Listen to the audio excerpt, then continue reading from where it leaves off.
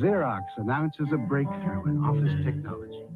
Ears to listen with, to listen to your wants, your needs, to understand your business environment before we try to fit our products into it. It's a startling new concept in the world of office technology. It's also a promise. Until our ears have done their job, we'll keep our mouths closed. We answer to you. Come on, fellas, let's chomp them.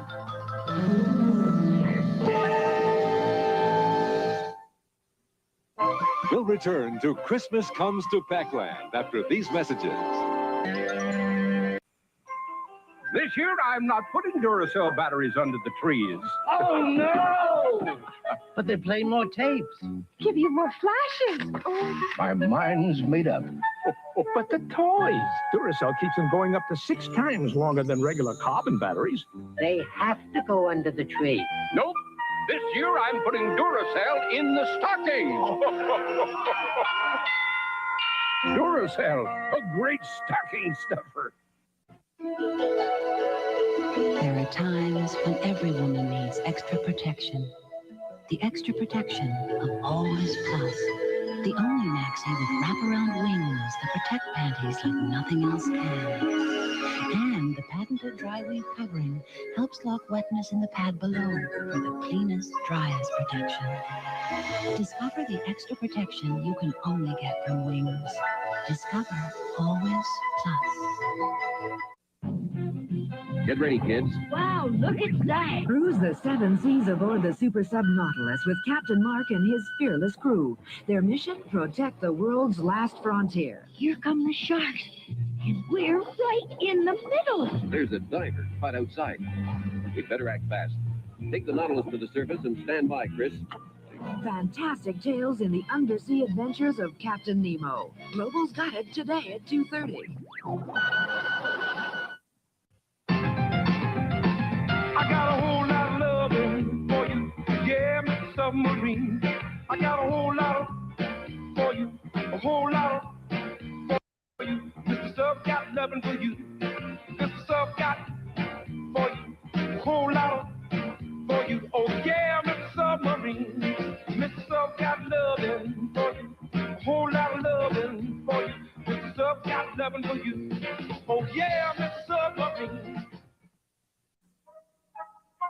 The Superboc tradition continues. We hear many of you enjoying the original Labatt Superboc for the first time find it a refreshing change from your regular beer. And we must say our brewmaster is very flattered. For those who have not yet tried our unique premium quality brew, we suggest you do to appreciate the tradition. Well chilled with compliments from our brewmaster. How about a bowl of Rice Krispies? That's what I like to hear. Good nutritious eating without a sugar coating. That's what I like to hear. How about a bowl of Rice Krispies? To make your smiles appear. Now you get all of these 7 essential nutrients in Kellogg's Rice Krispies, so you can feel as good about them as your kids do. Now that's what I like to hear.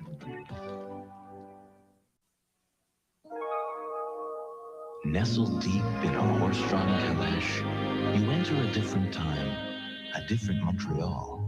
When romance was taken seriously, Jean-Marie's Service de Calèche can take you there. But bring along someone special and bring your Visa card, because at Emery's, they don't take romance lightly, and they don't take MasterCard. Visa, it's everywhere you want to be.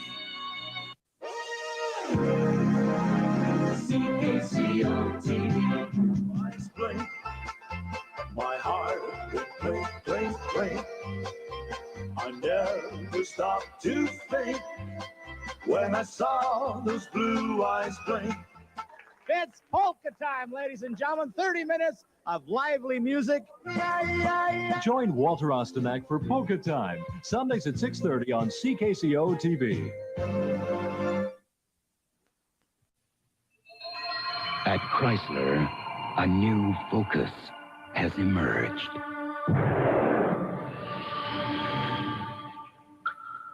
Today, it's being driven by technology and warranties that go unmatched.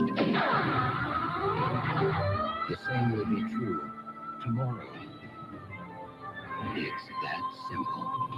Chrysler, changing the landscape. How much power can you pack into a bookshelf stereo?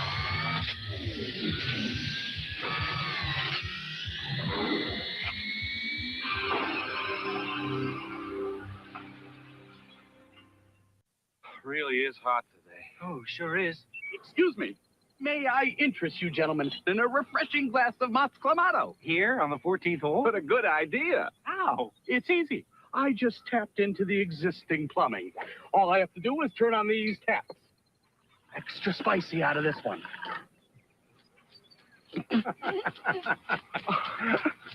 So that's what those pipes were for. Mott's Clamato. Now that's a good idea. I may not win every race, but I still have an advantage over these guys. I use the Gillette Atra. They don't. It has the advantage of a pivoting head. Atra is better than twin-blade razors that don't pivot. See? They don't always stay on my beard, but my Atra pivots to keep both blades on my beard longer. So I get a better shave. Close, comfortable. Get the Gillette Atra and get the Atra advantage. Hey, everyone can use a little advantage. 120 years ago, John Labatt brewed his beer slowly in small batches using 100% barley malt. That's how we brew John Labatt Classic today. Pure beer. It's Kreuzen brewed, one of the longest aged beers in the world. It may cost a little more than ordinary beers, but because of the man, it's brewed without compromise. John Labatt Classic. Sinkable? Unthinkable. The unsinkable taste of Cheerios. Not a lot of sugar to weigh down, no. Cheerios. See how they look? No keeping them down. So he can't, she can't, you can't sink the unsinkable taste of Cheerios. Not a lot of sugar to weigh down those Cheerios. The unsinkable taste of Cheerios. Hi, folks. I'm Martha Ray. You know, I was never embarrassed about coming on TV and telling people I wore dentures. That's me. Tell it like it is. And now I'd like to tell you, there's a powerful polident for us denture wearers, a super strength polident. Look, a mean food and coffee stain. Even that's no match for the cleaning power of my super strength polident. It gets mean stains clean, even in between. I think every denture wearer should use it. Has tough dirt and grease found a home on your range? There's a new gun in town, new Mr. Clean Magic Spray. Watch it in a shootout with your all-purpose spray. Your spray cleans but leaves streaks you have to rinse off. New Magic Spray cleans to a shine the very first time. Magic's no-streak formula takes on glass, too. I sure cleaned up this town. New Mr. Clean Magic Spray cleans to a shine the very first time. Children, let's take a test. Oh, this one is easy. Name a soft drink with no caffeine. 7-Up! And one with natural clear color. 7-Up! And with natural flavors. 7-Up! Now, which soft drink has a clean, refreshing, unspoiled taste? 7-Up! Marvelous! I could not have said it better myself. Don't you feel good about 7-Up?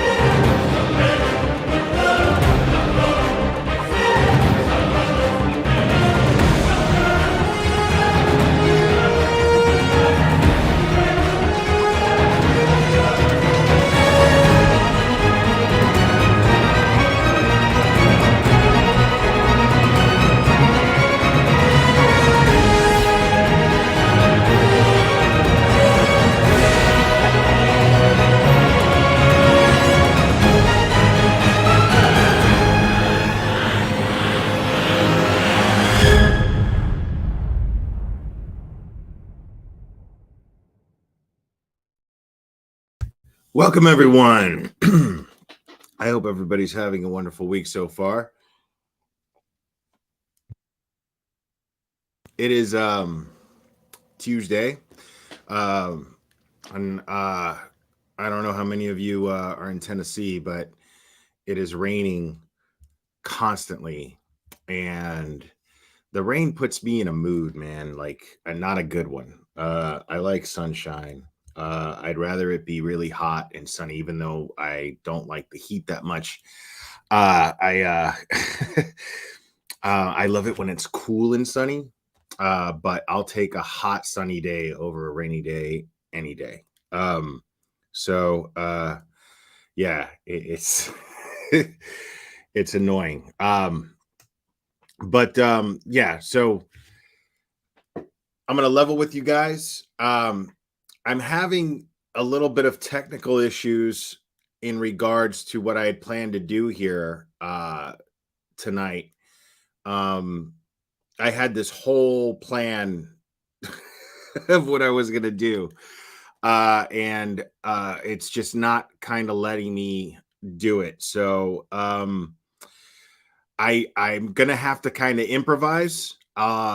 This is kind of one of those show must go on type of things. I thought about canceling, but I mean, I just rather hang out with you guys anyway. So now we will still talk about this.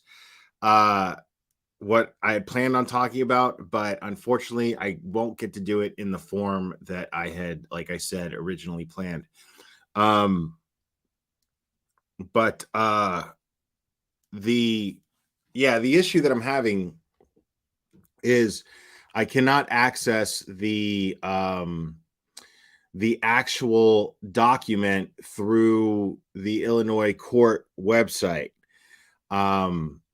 It just keeps saying that the server's down or whatever. I mean, government websites, as long as I've been doing YouTube and covering crime cases and trying to find documents through government websites, I have always had this issue. Sometimes it works out, sometimes it doesn't. I have the PDF headstones and headlines. I appreciate that. I have the PDF. That's the thing, is I needed to go through the site. I'll explain to you what I'm going through here. I wanted to go through the site because Betty has a list of things, and I thought this was going to be so much fun too. Betty has a list of what she's submitted as evidence, which are YouTube links and timestamps with descriptions of what she's saying is going on. And what I was hoping to do was I want to be able to click on those links. Through the PDF, you can't click on them. It's just in color, and you can tell it's a link that you should be able to click on, but you can't. I tried copying, pasting. It's just not it's a no-go.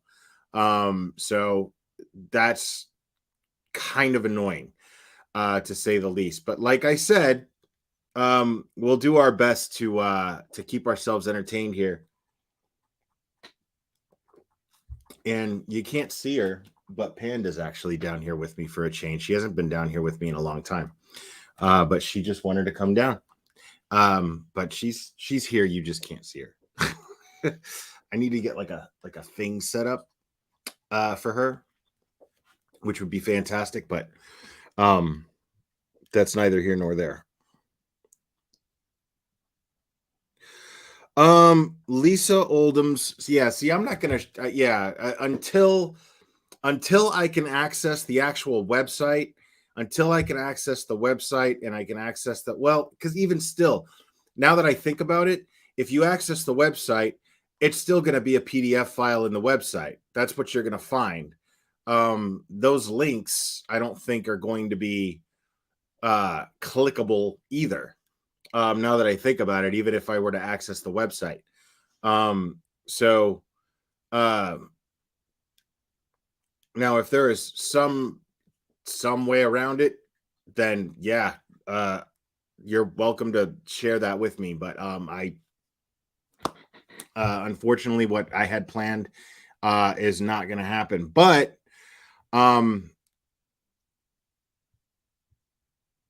We can what I'm going to do, I'm just going to go over some of her videos. Um and then what I'm thinking is I'll open up the phones. At least I got my phone issue worked out, I think. So hopefully this is not just a when it rains it pours, like literally kind of thing here. So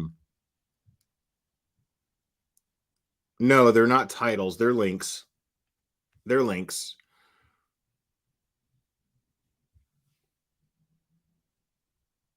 So yeah. Um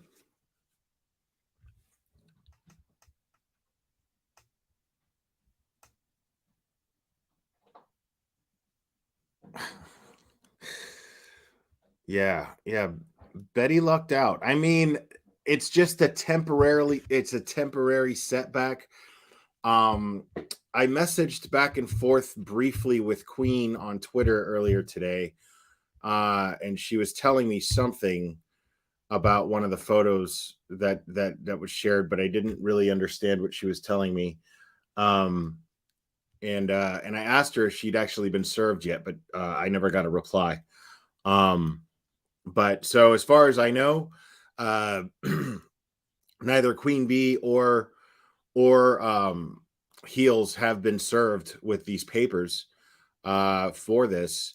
And I don't know if she has an attorney or what, but see the thing is I don't see Betty.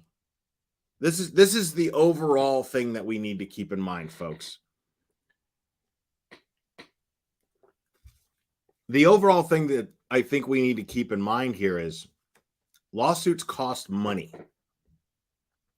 And I don't think Betty has the money to continue to go to court. I truly believe, and I'm not an attorney, but I truly believe that her strategy here is that she's counting on Heels and Queen Bee to not get attorneys and to not fight this lawsuit. She's counting on a win by default. That's really, honestly, me not being an attorney. Honestly, that's my opinion as to her only chance of winning this lawsuit. Um I let me see if I can look something up here.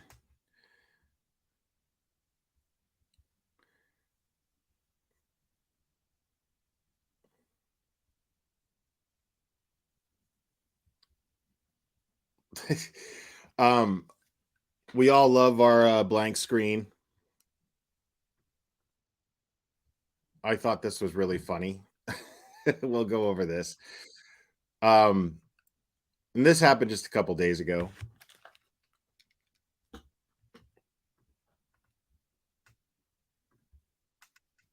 This is Betty. Hi, Betty. I was calling to ask about the lawsuit you filed against. Bro, first of all, blank screen, dude. Like, he put. I remember when this. Grandmaster Sophos, thanks, buddy. I remember when. I remember when this app came out and made everybody look old. And then there was all this stuff about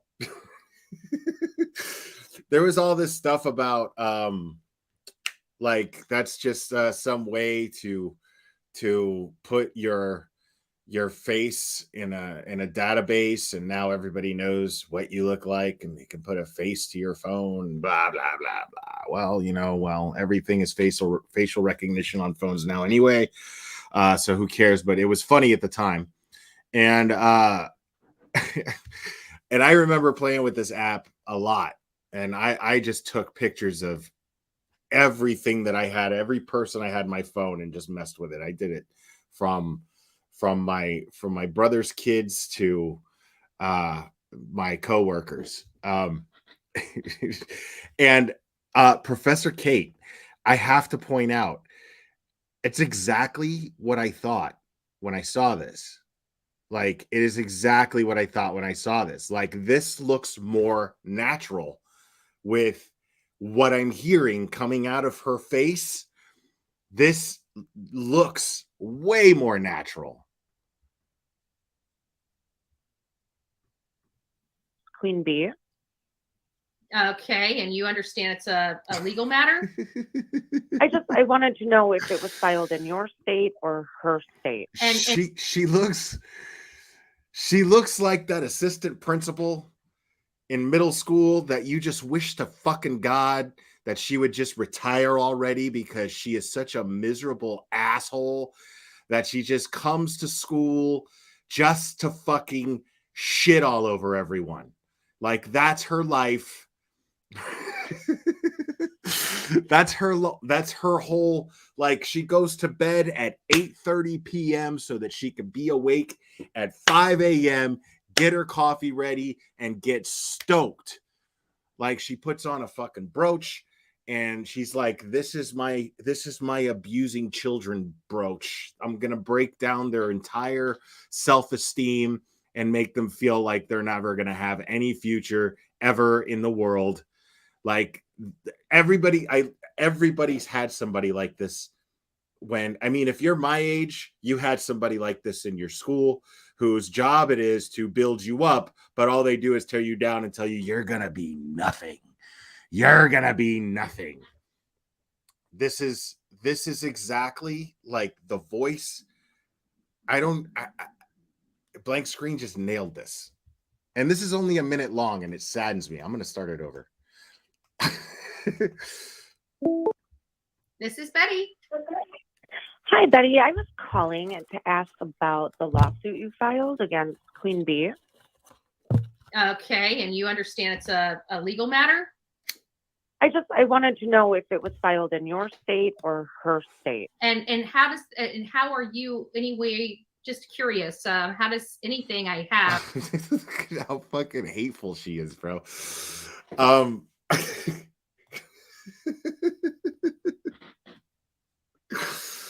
Like, she looks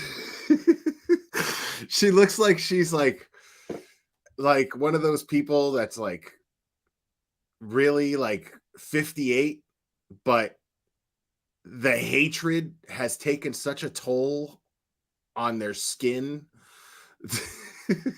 that it's in their eyes, it's in their expressions, and then it's just come onto their skin and just deteriorated their skin like a fucking like a parasite in a horror movie. We're all aging 30 years.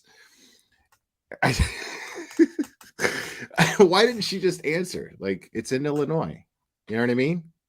Why didn't she just answer? You know, like, it's public record. You know what I mean? That's my whole thing, is like, it's public record. So why is it she knows it's going to go all over YouTube? Everybody's going to, like, we stream her content for content. We're not going to stream court documents. We're not going to go over court documents about the very thing that we stream her about. She had to know, like, why not just answer the question? Just be like, Illinois, and that's all I can talk about the case. Like, she's so proud of herself, right? That's what gets me, is she's so proud of herself for filing this lawsuit, right? She's just all, well, you know, I told you all it was coming, and blah, blah, blah, blah, blah. Those are bragging rights right there. I'd be like, dude, look it up, read it for yourself. I am not fucking around. But I don't think that she has any confidence in this lawsuit. I honestly do not believe that she has any confidence in her lawsuit. And yes, that's what I was getting at. Like, somebody who's like 58 years old, but then they're like, they just look 80 because life, like, just stuck a carrot in their ass and broke it off like 30 years ago. And oh God.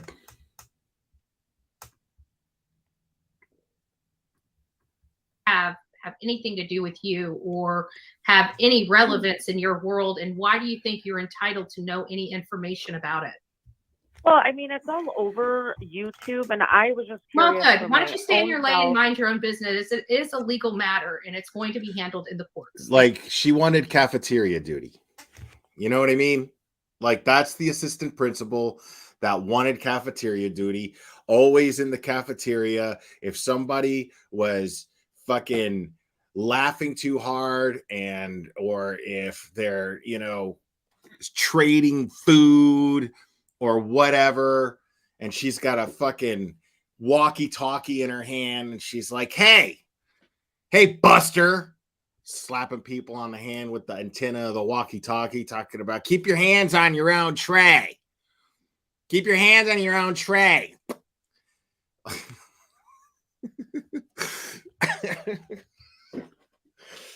Hey, you don't trade moose juice for milk. What do you think, I was born yesterday, mister?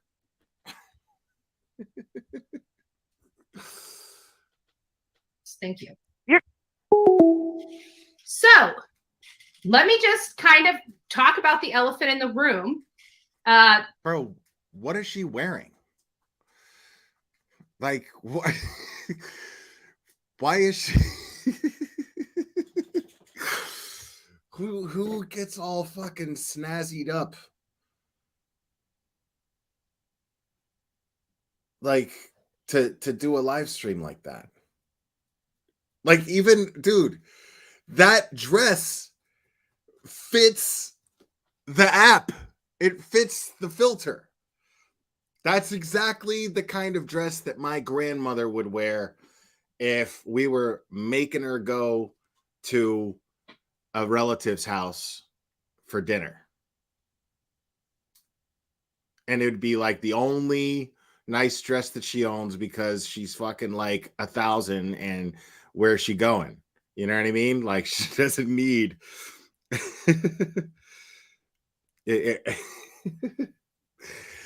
Oh my God. Like, it's so weird. Like, she's so overdressed, but poorly. The bottom line is this is a legal matter that I will not be speaking on this show. Period. Except, and no matter how much you blow up my phone. Except you've spoken on it like 2 or 3 times already since this stream. It's not. That's the best filter ever. That is the best filter for her. Like, I hope like Screen just keeps doing that. It's gonna be so funny. And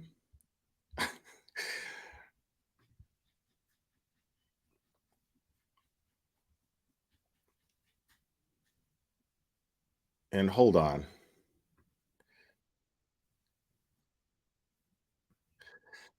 While I'm on blank screen, while I'm on blank screen and his filters, I have to acknowledge this. I got to give blank screen a little love, because I just happened upon this right now. I mean, I've seen it before. I'm just saying I happened upon it. I want to begin with a question from Betty in Florida. And she says, does law enforcement have any person of interest or suspects in the case, or have they, throughout the investigation, any evidence discovered?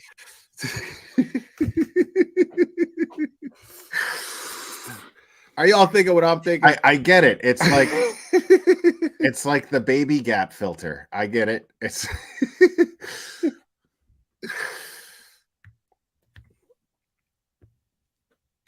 Betty in Florida. And she says, does law enforcement have any person of interest or suspects in the case, or have they, throughout the investigation, any evidence discovered that supports the theory that Summer had been abducted? Can you shed any light on that question? You know that was fucking butthurt Betty, bro. You know it was. Dude. Like, why did they specify abducted? Why didn't he make my voice higher? That would have been funny. Email has an attacking tone. And I feel like they took her question on purpose. I want to see if News Nation is passive aggressive towards Betty. Now, here's the thing.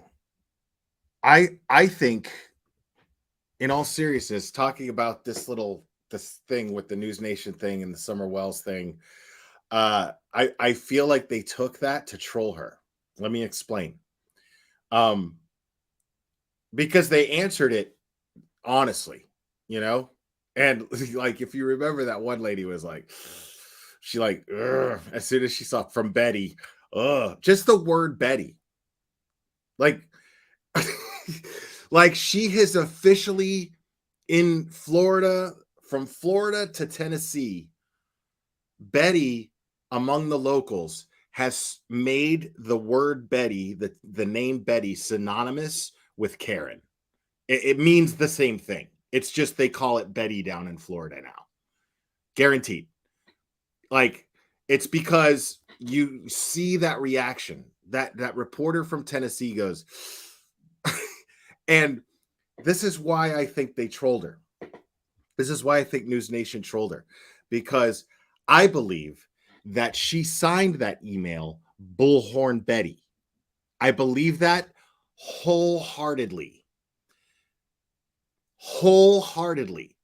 And they wanted to show her, hey, we're going to go over your question, but we're not going to give you any clout. We're not going to acknowledge who the fuck you are.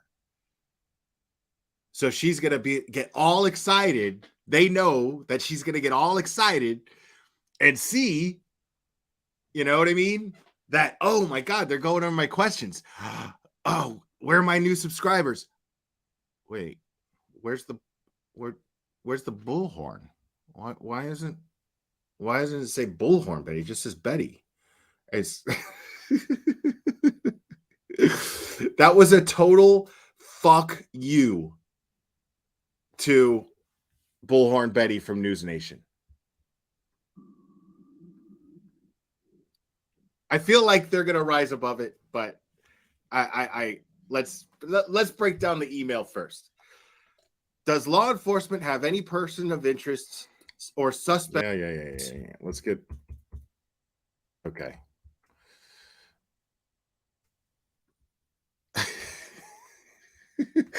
They knew, like they were like, let's fuck with her. The producers of the show were like, let's fuck with her. Like, you know, that's what happened. It's there's no way that those questions did not come from Betty. There's just no way. There's just no way.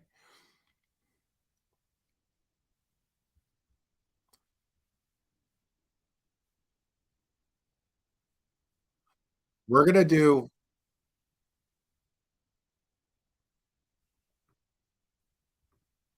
a little tribute to the other favorite troll here, Blank Screen. I think Blank Screen takes the crown. I'm gonna be honest. We're gonna go down a little Blank Screen rabbit hole here just to pay a little tribute.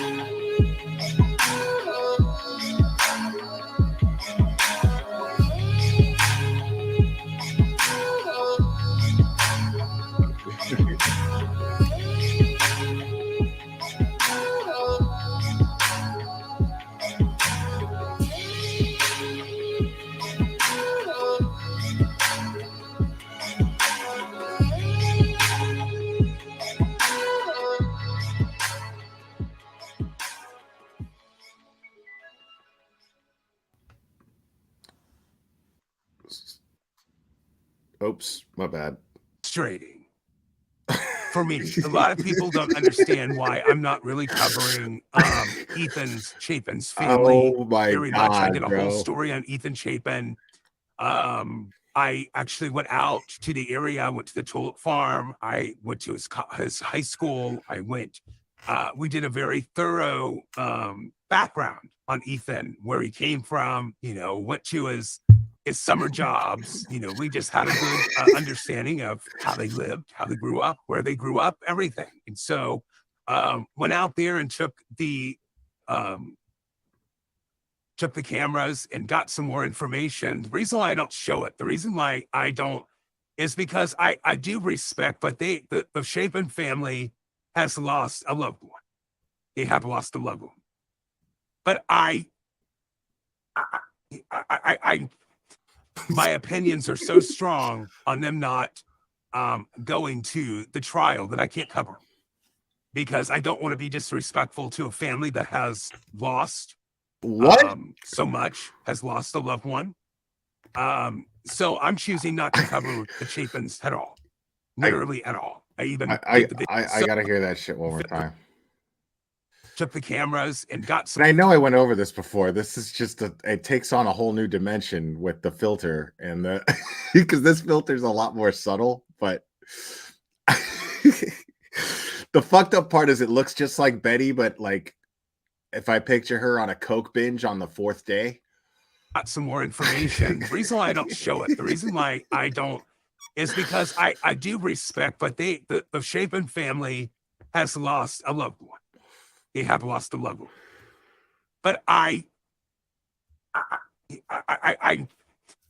opinions are so strong on them not going to the trial that I can't cover, because I don't want to be disrespectful to a family that has lost so much, has lost a loved one. So I'm choosing not to cover the Chapins at all, literally at all. God, I even did the video of the boy that wore blue, everything.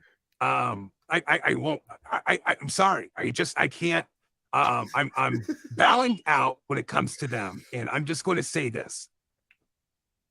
I stand behind the Gonzalez. I stand behind Maddie Mogan. I stand behind Ethan Chapin as well. I love how she's. But I'm. It's so funny, dude. Like listening to her in this voice, and then separating the families of these victims like they're teams, like they're separated in teams. Like the Gonzalez's I'm cool with, but the Chapins, I don't know. Like the most asinine mentality in a crime case that you could possibly have. A fighter. I want somebody in my corner that's going to fight. I don't like weakness. I think weakness is counterproductive. Bruh. If you can't even stand up and fight for somebody that took something so precious from you away, to not even go and stand in honor of your own son. Bro, like, how are you gonna dude, look, man, how are you gonna fucking dress for a live stream like you're going to the bridge player awards in your fucking Elk Lodge, husband's Elk Lodge, one stream, and then dress like a fucking hitchhiking serial killer in the next? It's so bizarre what goes through this woman's head. I don't understand it. Son, I can't. Because what's going to end up happening is all of this is going to be turned around and be in negative light. For me, at the end of the day, I have no respect for it. I'm staying away from it. It's God bless them. I wish them the best on their journey. But I choose to have lions in my den. Sheeps. Dude, she's fucking totally dressed like Kai, the fucking hatchet wielding hitchhiker, bro. That's exactly what she looks like there.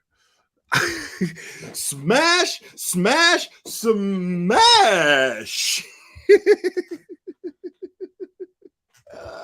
Sorry. This woman is killing me, bro. and I'm sure that that's going to be clipped and what I'm saying here is going to be manipulated and twisted around because the hate channels can't give an accurate fact whatsoever. Like, you know that she's like saying that. It's like a disclaimer. It's like her trying to get in front of it. You know, I know the hate channels are gonna twist all my words and blah blah blah. No, dude, all he did was add a voice. That's all he did. He just added you added a more accurate voice to your personality. That's all he did. It's very, very, very beautiful. I know the hate channels. No, nobody's gonna twist what you're saying because like you're already self-conscious about what you're saying. The reason why you're self-conscious about what you're saying is because you know you're saying something fucked up. I don't understand. Like this is how you differentiate someone who is a bad person from somebody who's just mentally ill. Okay? Like a bad person, she knows what she's doing and she had the foresight to try to get in front of it and try to control the narrative of what she's saying only because she knows that what she's saying is fucked up. See, I don't have to worry about that. I don't worry about my words getting twisted around. I know what the fuck I say and I know what the fuck I mean. Most of any creator that I watch and respect does the exact same thing. They don't fucking worry about their words getting twisted around. Even some of the ones whose words do get twisted around, they don't give a shit. You know? Like this is hilarious to me because she's just like, well, I know it's a family and I know they're grieving and you know, but I can't support a family who's not going to grieve in the way that I say is the proper way to grieve. What? I do respect the family. The reason why I'm not covering them is because I don't want to be disrespectful, but I have a lot to say when it comes to what they're doing. But again, they have a right to make their own decision. They've lost enough. They've earned that right. If they choose not to go, they've earned that right. It doesn't change my opinion because I understand where they're coming from or anything. But I'm sorry. If something happened to my family would expect me to be there. My family would expect me to fight. Just like the Gonzalez family. That family is America's family. That family has my utmost respect and attention. America's family. And they could have been a united front. But I'm sorry, I don't respect anybody. But see, it's important now. I get this because this makes people mad, and it's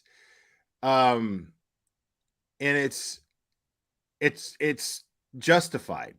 You know what I mean? Like it's totally justified for people to be upset about what she's saying.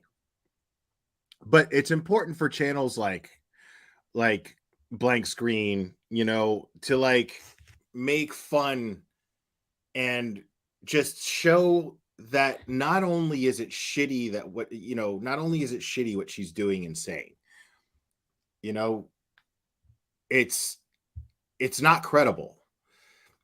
And it makes me fucking laugh, you know, like you have to see the humor in someone like this. You have to find the humor in people like this.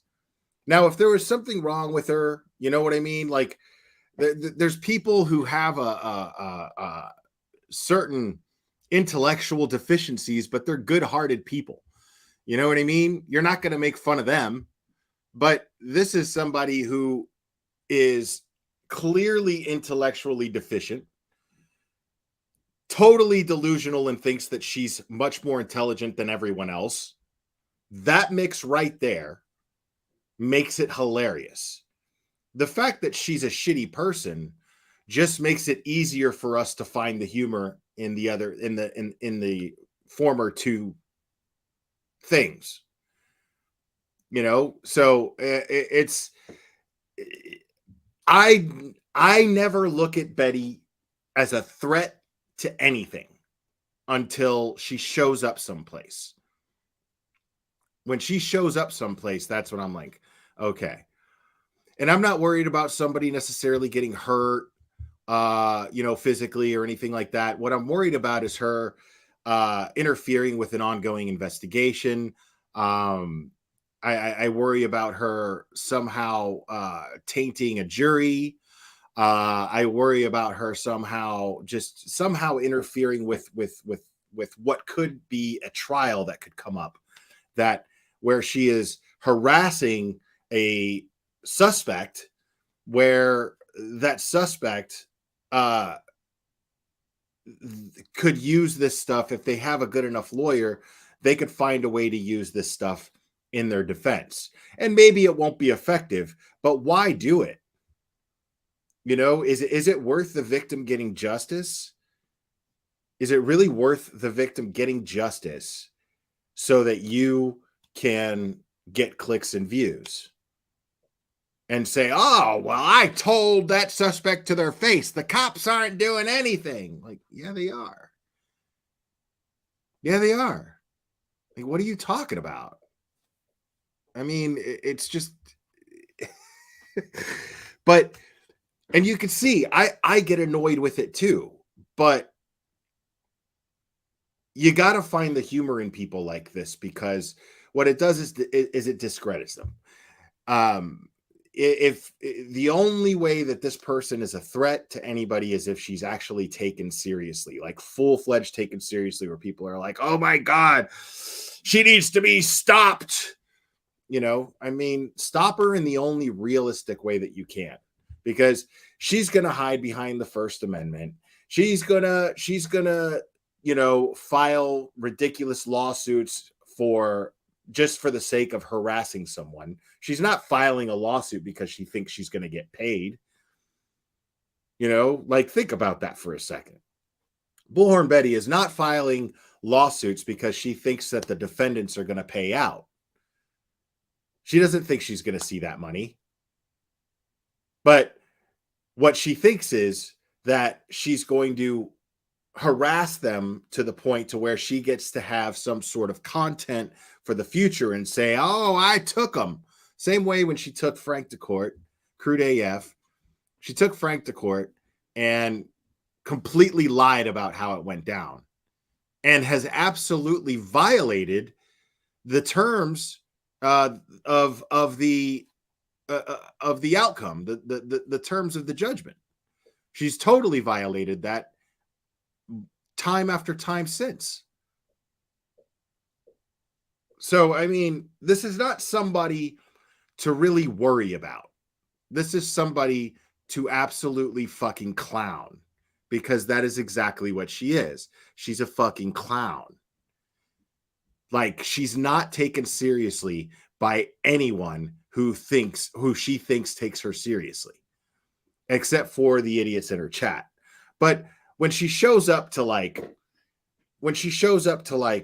town meetings, they don't take her seriously. Every single time I've covered her in a town meeting, you could see, I pinpoint when somebody rolls their eyes or exhales real hard.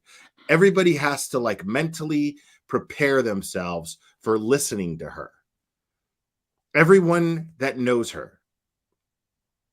It's even in that Vanity Fair article. Brian Enton had to take a breath.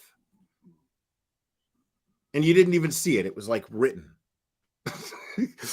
Brian Enton had to take a breath and be like, you know what?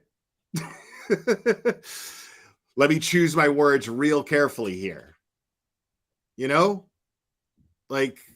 She's a clown. Nobody takes her seriously.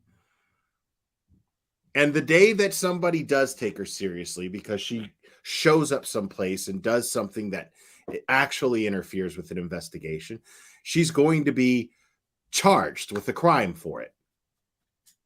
She doesn't think that what she does is criminal simply because she hasn't been arrested for it yet. That's all.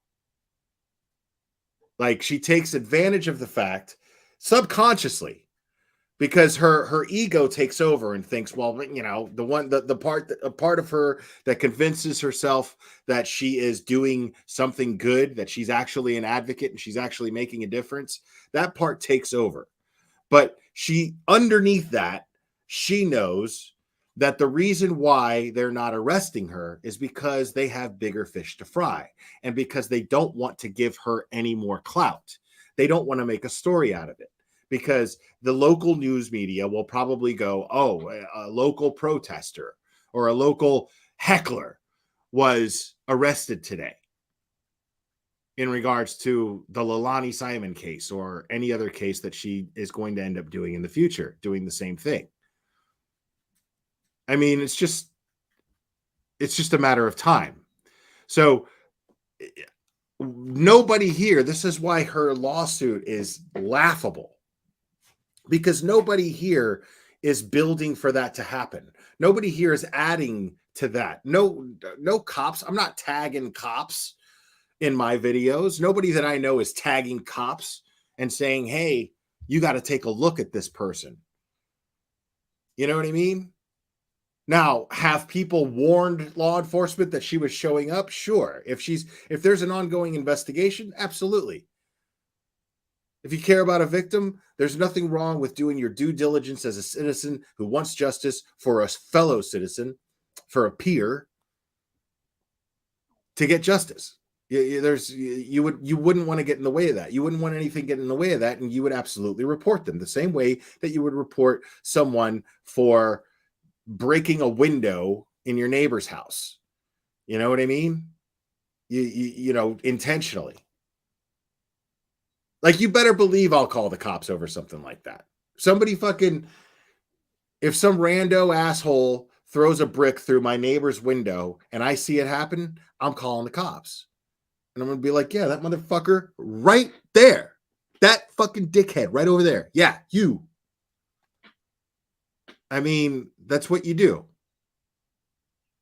But there's a reason why she's being reported, and it's a heads up. You know, it's a heads up. Like, hey, you've got this guy. I just want you to know this is somebody who's already had to have their DNA taken for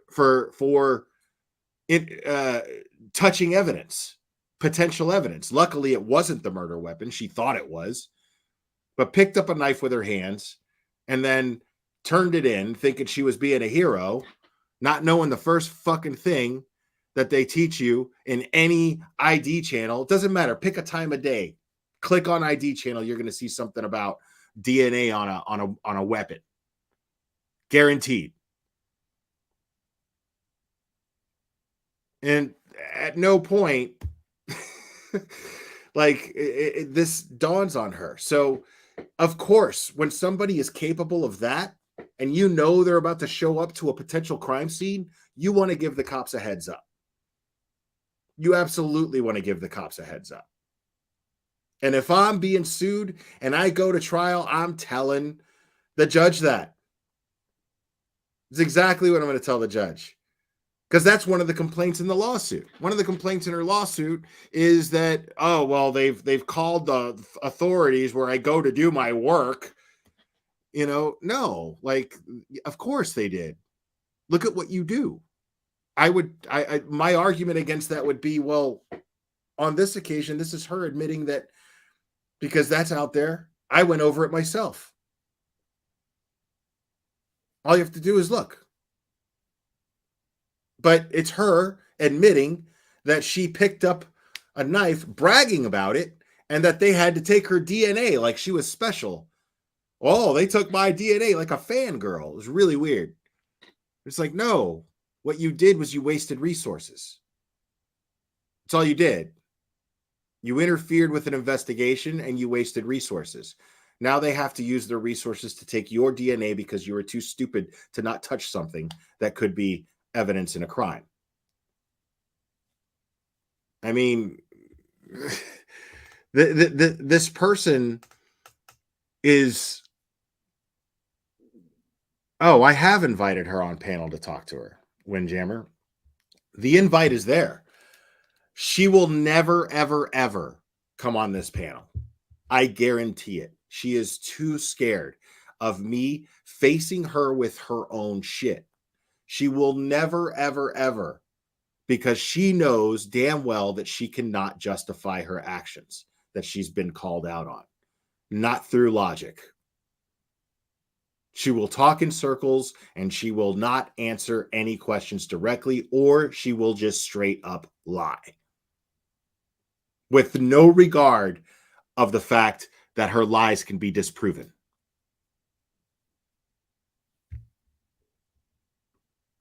Anybody that just wants to let no fight. You don't care what happens. He's dead. He's gone. It's time to move on with life.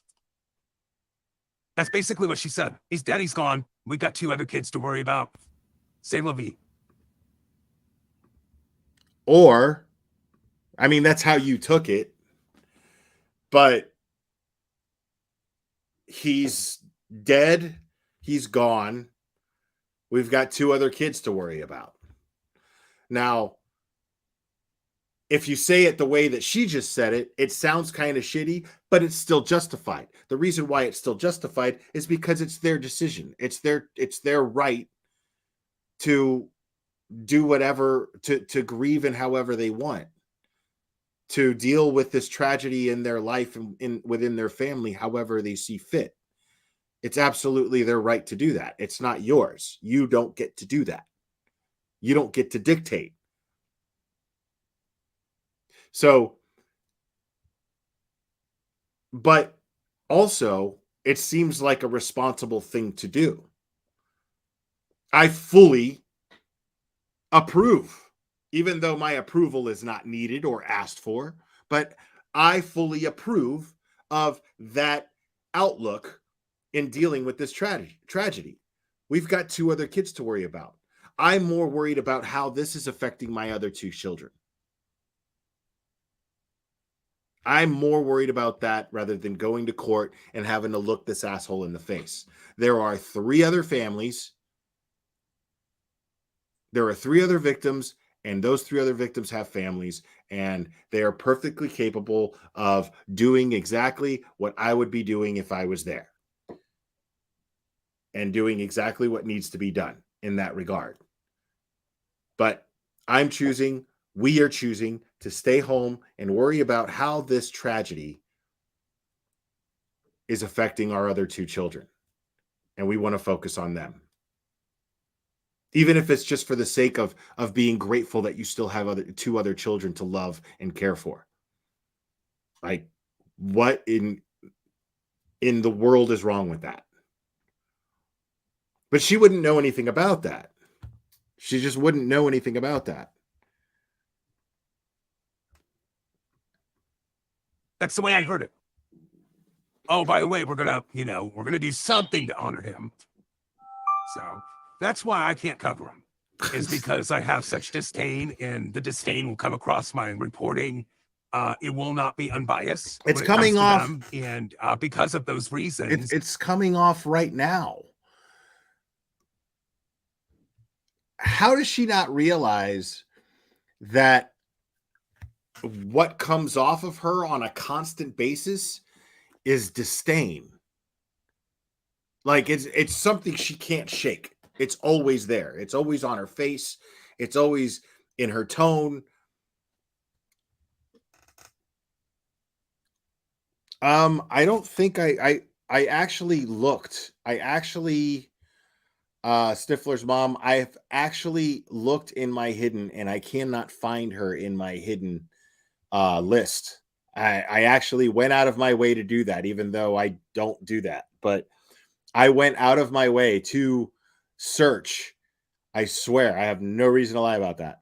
And I cannot find her in my hidden list. That is beyond my control. I don't know. It's weird. I have this thing going on with Gray Hughes. It's a very similar thing where one of us blocked the other years and years and years ago. Like when I first came on YouTube, like 4 or 5 years ago, and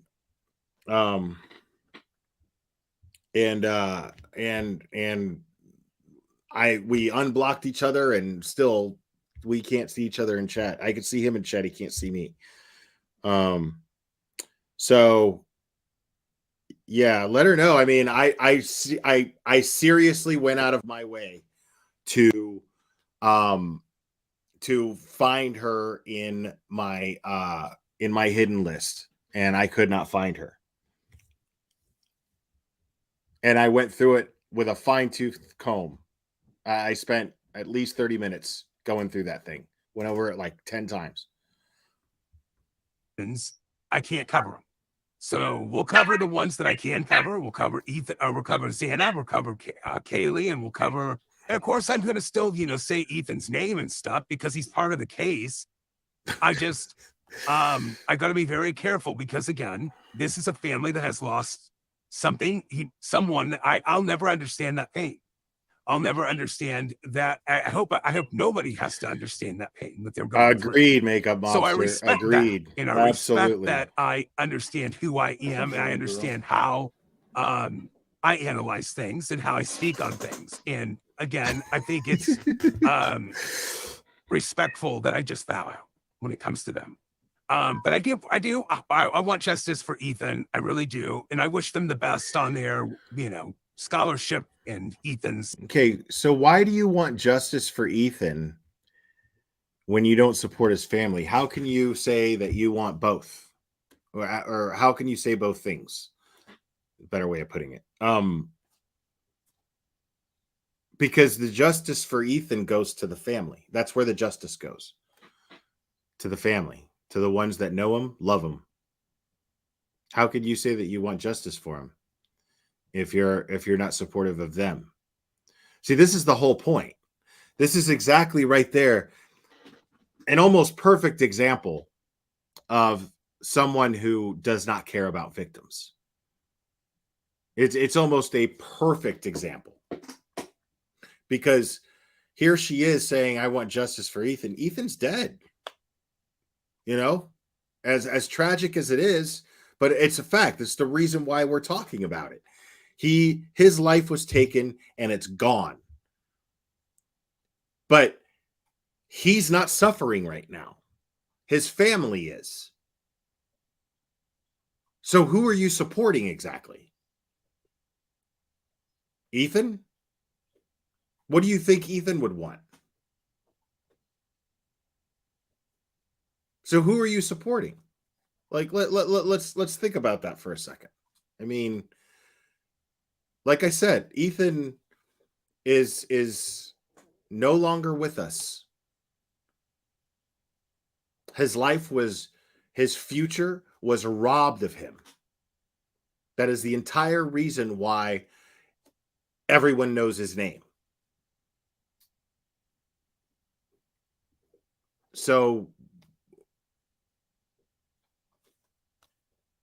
if you want justice, who's the justice for? You? Who the fuck are you? The justice isn't for me. The justice isn't. See, those of us who actually care about victims, we want justice for the families because it's the families who are affected, not us. It's the families that are affected. And it's a very simple thing, but this concept seems to miss people like Betty and miss people like JLR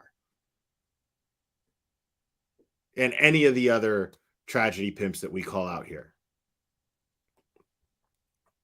Look at that. Oh my God, bro.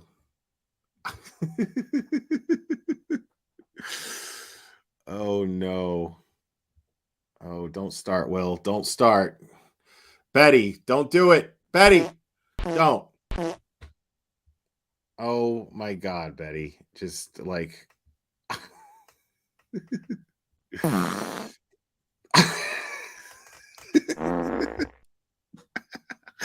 I'm such a child. Oh my God. Okay. Honor, in a book that'll help fund that scholarship or fund whatever. It's obviously making its rounds out there. I would prefer maybe a nonprofit as opposed to a profitable book. But who gives a fuck what you prefer? Like, who gives a fuck what you prefer? Who are you? That who are you, Betty? I'm retarded? Okay. All right, Dr. Sam Beckett.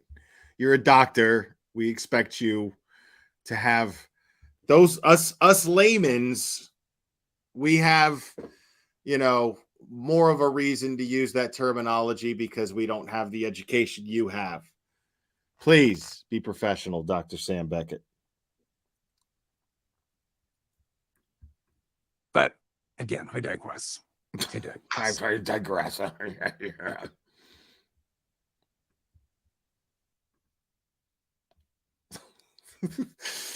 Oh, man. Oh, calm down, people.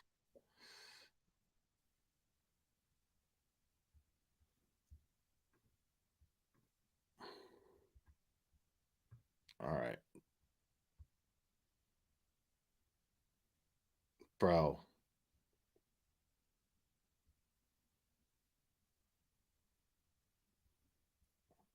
All right. A little more blank screen. Let's see.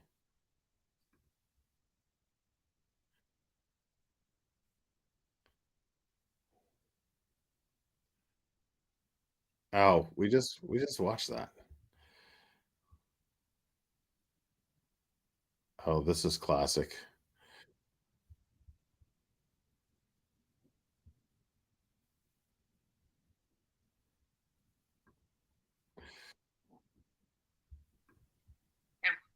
With transparency, which means out, and this, that are talking about the victims. And this is no different. Wine here, it's been sitting out since the last time we came live. And it was at like 6 or 7 o'clock tonight, and I have not drank a glass of wine since. You're lying. But in all fairness, piece of shit. With transparency, which means I'm going to be clipped over this because people just clip because they're assholes. I did go out. I went out to a seafood restaurant and I had one drink and kaboom shrimp.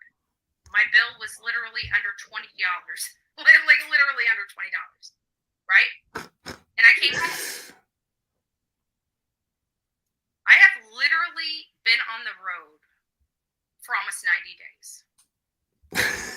I lay in bed, I try to recuperate. I try to, but I don't really leave.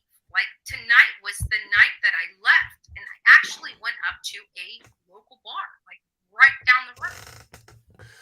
And I saw friends I haven't seen. I don't even have to slow this down to make her sound drunk. Didn't know who I was. Didn't recognize me. I recognized them. Didn't recognize What? And I was Bro, what are you talking about, man? Because everywhere I freaking go, everybody knows me. And here in my own damn town, nobody knows who I am. You're lying. Nobody. And you're a piece of shit. That is awesome. Are you kidding me? Like, I haven't even been trying to get attention with the political shit. Like, I'm like trying to stay in my own lane over here. I'm so sick of the attention here in the county because I blew this county up in my political days. And I just want kind of some peace and mind. Does anybody understand that? Just wanting some peace and mind. Like, I don't want anybody knowing who I am. Shut up! Oh my God, I don't care! Let her know, Charlie. I was even talking to a gentleman. His name was Tyler. Nice guy. Really, really nice. Why do I think this guy wasn't a gentleman? This guy seems like he's got his shit together. He's got children himself. I wasn't talking to him in any respect. Why did she say he's got children himself as if she has children? He has children himself. Of like, whatever. I wasn't talking. It just, adults. We're not 20 years old, okay? We got our hormones in check. I have to let me know. By a number one, how many women have their hormones in check? Like, you can have a conversation with a man without trying to like jump his bones and stuff like that. Like, we're not 20-something years old. I mean, me personally, I've lived my 20s. Like, I have lived them. And I understand that I can walk out of this house right now. I'm a female with a hoo-ha. Like, I can literally walk out of this house right now.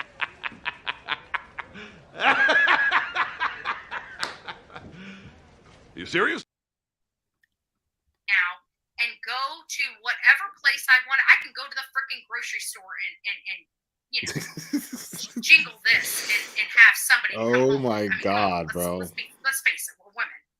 It doesn't matter how ugly you are, right? It doesn't matter how pretty you are. It doesn't matter about shit. You're a female with a yuha. You know what I'm saying?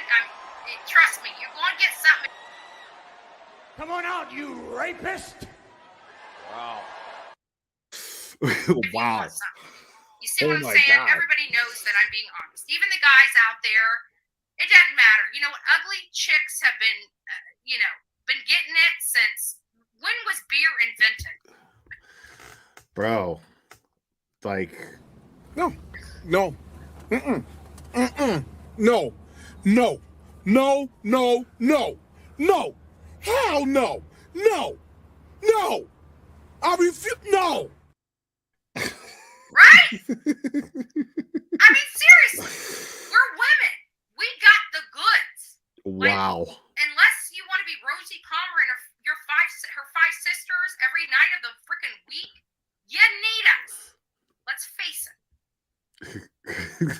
Trace the signal. You need us. And guys, it's not like you don't even know you need us. Like, your house is trashed. You don't know which direction you're going. You don't even know how to cook a fucking meal. She's an anomaly, bro. Like, I'm telling you right now, like, she's the thirstiest person I've ever seen in my fucking life. The thirstiest woman. Yet here she is, like, with this weird contempt for men at the same time. Like, you need us.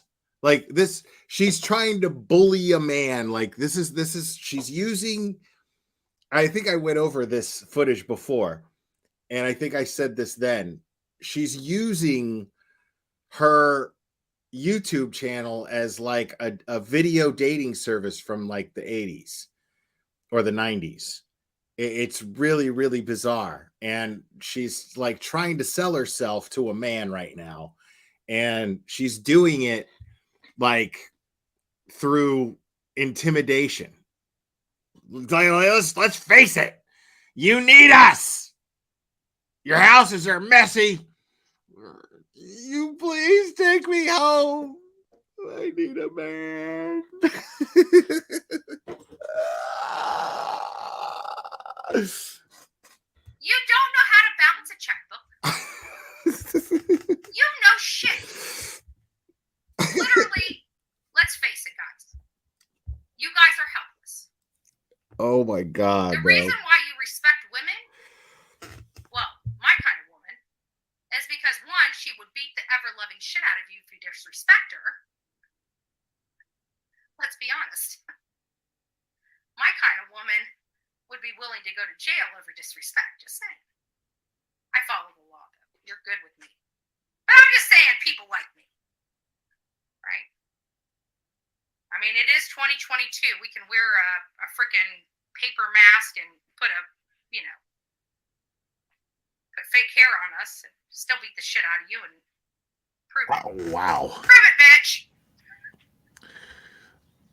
Okay. This is not comedy hour on the prove it. Put fake hair on us, paper mask, and Like, I got to hear that one more time.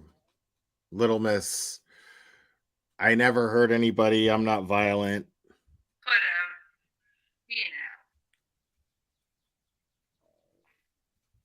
put fake hair on us, and still beat the shit out of you and prove it.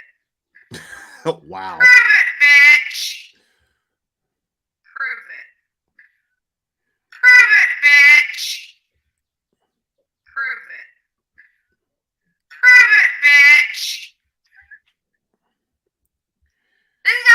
hour on the Bullhorn Betty Show. Maybe it is. Maybe it is. Maybe it isn't. Right? But let's be honest. Come on, guys. Shut up! I know there's a lot of guys watching this right now, and you know damn well. Wow. If you are with a woman, she is the reason why you are still ticking. And if you're not with a woman, I guarantee your ass is home depressed why a woman will not deal with your bullshit. Take some advice from Bullhorn Betty. Take some advice from Bullhorn. If a woman pays you like just a little bit of attention, that means she cares about you. Okay? If she's 40 or above, that means she likes you a lot more than Carrie. Okay? Because the younger people, they don't really give a shit about that shit, right? They just want to make sure you're going to be there, and if you're not there, there's like, fuck you, go on with your bullshit. You know, I'm moving on to the next guy, like Tom, Dick, and Harry, right? So we know that about the younger group. But the people that are older, 30s is probably still about the same as 20s. But when you're getting to your 40s and above, you're done with all that. You're done with all that. So if a woman's paying you any ounce of time and you're being disrespectful to her, and then you're going to sit there and cry about how no woman wants to be with you, yeah, it's probably on you, dude. Just saying. I don't know. You just got Bullhorn Betty on a bad night. You know, she's a female. She's going through female problems, and she's got a bottle of frickin' wine. So if any other female is out there like me tonight, throw some thumbs up in here. And don't forget to like this video. Because I'm telling you, after spending 3 weeks in Savannah, Georgia, with some dirty-ass cops, dirty-ass politicians, and a dirty-ass judicial system, and knowing my friend is now going to go through that process, Dolly Vision, by the way. He is my friend. Let's be honest. Dolly is a friend. What constitutes a friend? What constitutes a friend on the streets of YouTube? What constitutes a friends on the streets of YouTube is meeting them in person. And those out there in this community know who I've met in person. But it's not just meeting them in person. It's having a fucking disagreement with that person and them keeping their mouth shut and keeping the shit behind the scenes, right? It's like literally every person I meet on I mean, I don't know, man. YouTube. I feel like I don't think it's a coincidence, and that's just me. It's just an opinion. But I don't think it's a coincidence that they met in person, and now she's going on a drunken rant about men. You know, like I just don't. Want to have an instant freaking fight with them to see where their loyalty and their integrity is. Seriously. You have watched me go under immense bullshit. Immense. You guys, whoever's been around here longer than 6 months knows exactly what the hell I've gone through. And it was horrible. And you guys loved me. And you guys helped me push through it. You helped me push through it. Right?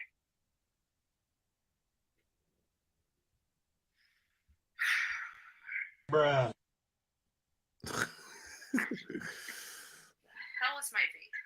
Right? I'm like freaking out over this vape. Freaking out over the vape, bro. Give me a second. Oh, and all you haters, stay tuned because you might see me freak out. Wouldn't you love to capture that?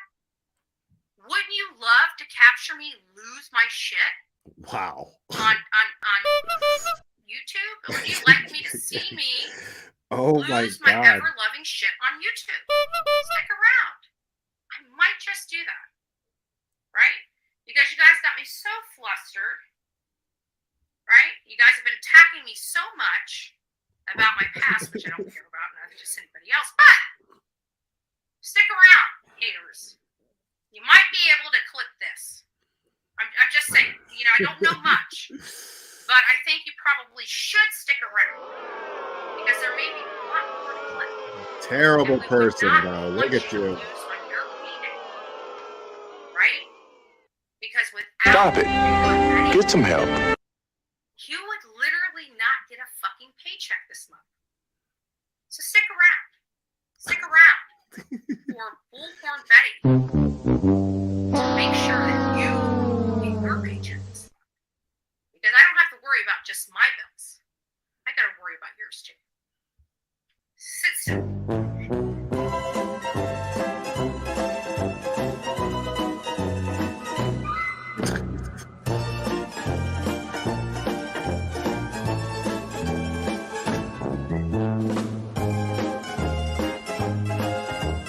I did find my fade. It was right next to my wallet that had $100 bills sticking out of it.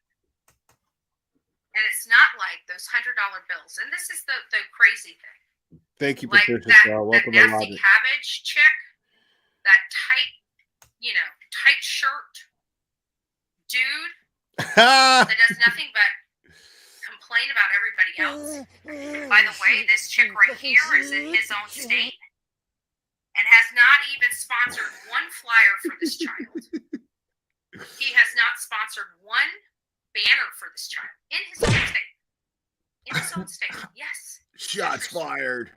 But I help coordinate it. There is my girl right there, Mallory.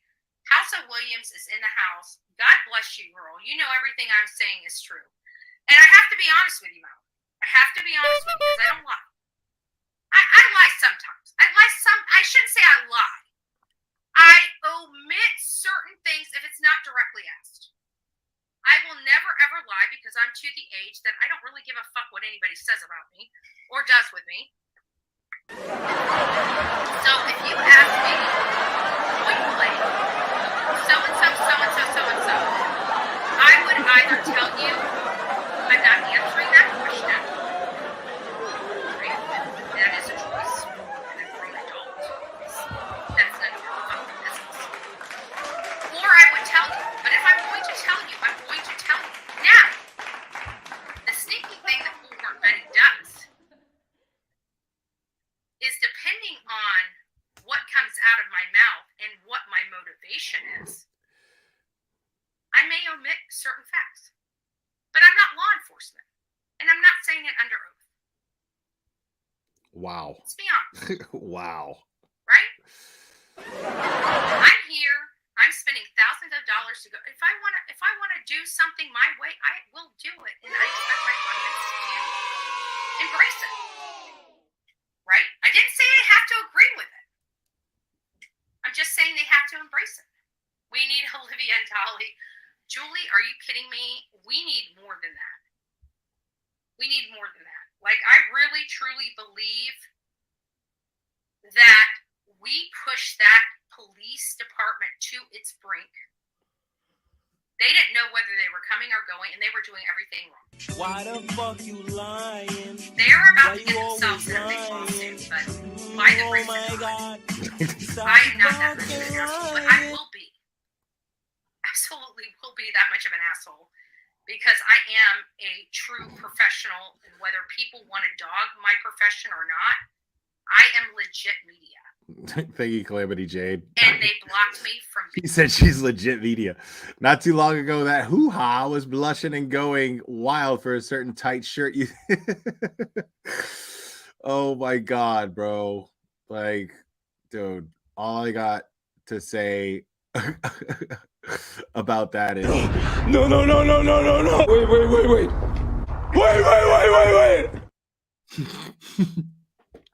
Oh my God. Oh my God. From being at a legit press conference. And they kicked out Fox 28 in an effort not to address me. I have a huge problem with that. You're lying. Out of everybody in that You're a room, piece of shit. I am the only person. Welcome to Kelly 206. Don't forget you got BHB to sing to you. I'm the only Yes, I person did. that has been seen on Lifetime. Yes, I did. The only person that's been seen on Peacock. I'm talking about standing there. Now, if Olivia... That's not true. Josh was on Peacock for the Gabby Petito thing. Josh from Dad Challenge podcast. Yeah, and Jonathan were standing next to me when this was taking place, then I can say that we were all three, right? But they were not there. The only person that was there was me. Believe me when I say my face has been seen around the world. You need to shut the fuck up. I have given interviews to Japan. I have given No, you haven't. interviews Stop to it. China. I have given interviews to Australia. What? There is not one credentialed media in Savannah, Georgia that has the credentials of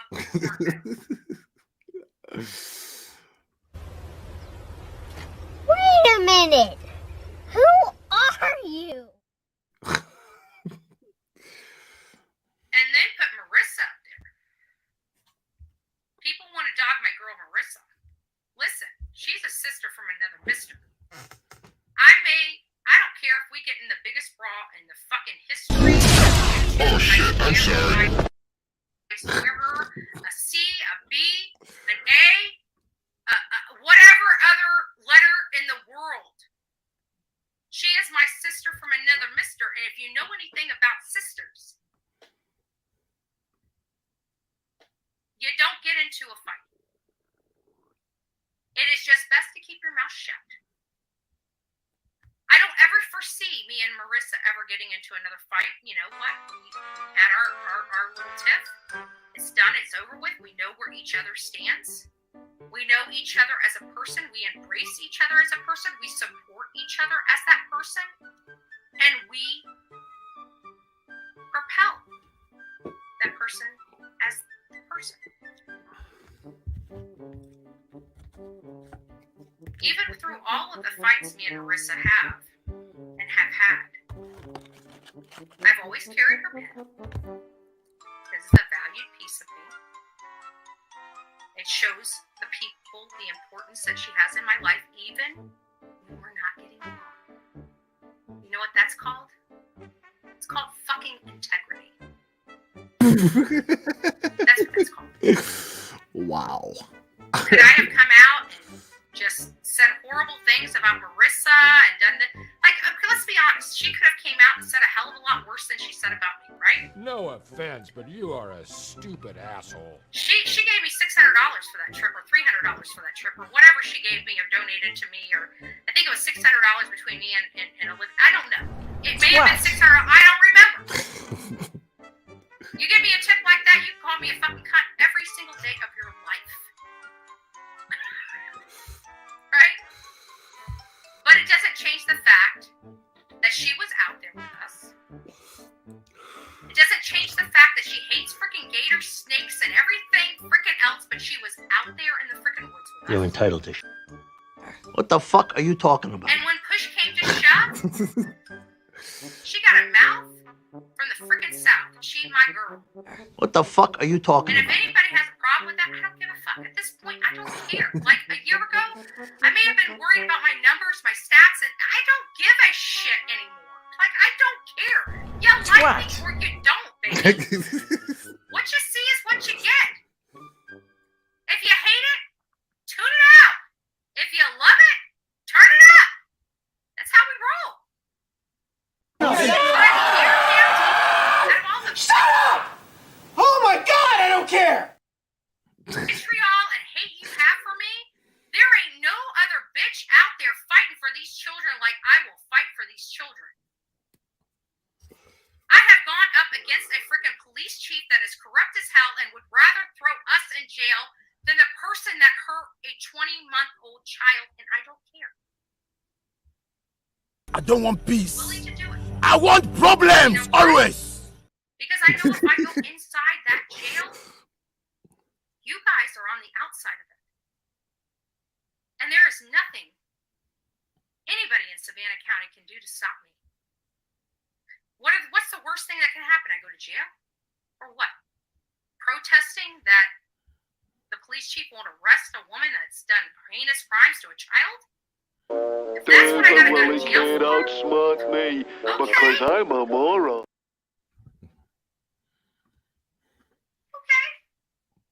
We're good.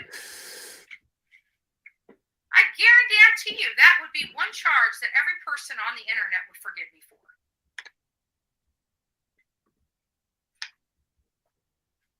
I just don't care. We got a special disliking for these bungolas. It's because our cause is much bigger than the noise. At one point, the hate got all the attention, while the people that were fighting for these children got zilch.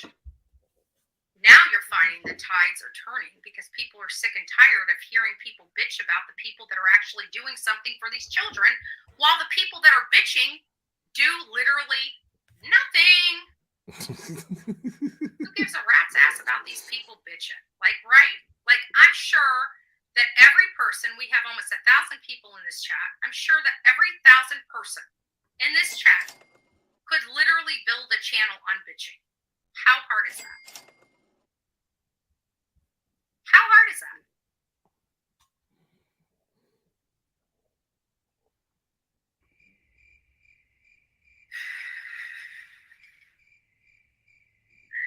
I gotta say, I'm not hot under the collar, but I did have some cocktails. Have to be honest. I did have some cocktails tonight. Am I intoxicated? Obviously, I'm not intoxicated. As you've seen live in real time on Facebook. No, I'm not. Am I intoxicated? I would say I've had a drink. I went to Gatorade Oyster Bar. I had one rum and coke and caboose shrimp. Like, even my freaking receipt. If somebody pulled me over and said, "Are you driving drunk?" It's like, no, but I did have a drink at the bar. Having a drink at the bar is not a crime. Getting behind the wheel of a car under the influence of alcohol when you're not able to control that vehicle, yeah, that's a crime. Car under the influence of alcohol when you're not able to control that vehicle, yeah, that's a crime.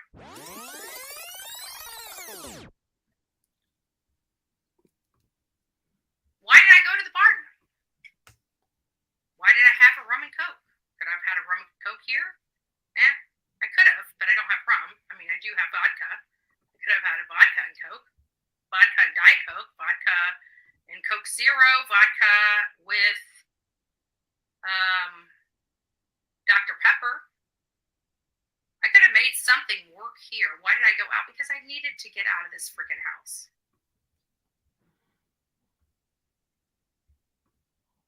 I'm Bullhorn Betty, and life gets to me too. Cases get to me too. Wow. Really? I was just with Brandy Neal, literally not even 45 days ago, telling me she feels her son is still alive, and we are having heavy equipment moved into one of her neighbor's backyards. What a liar, bro. Oh, God.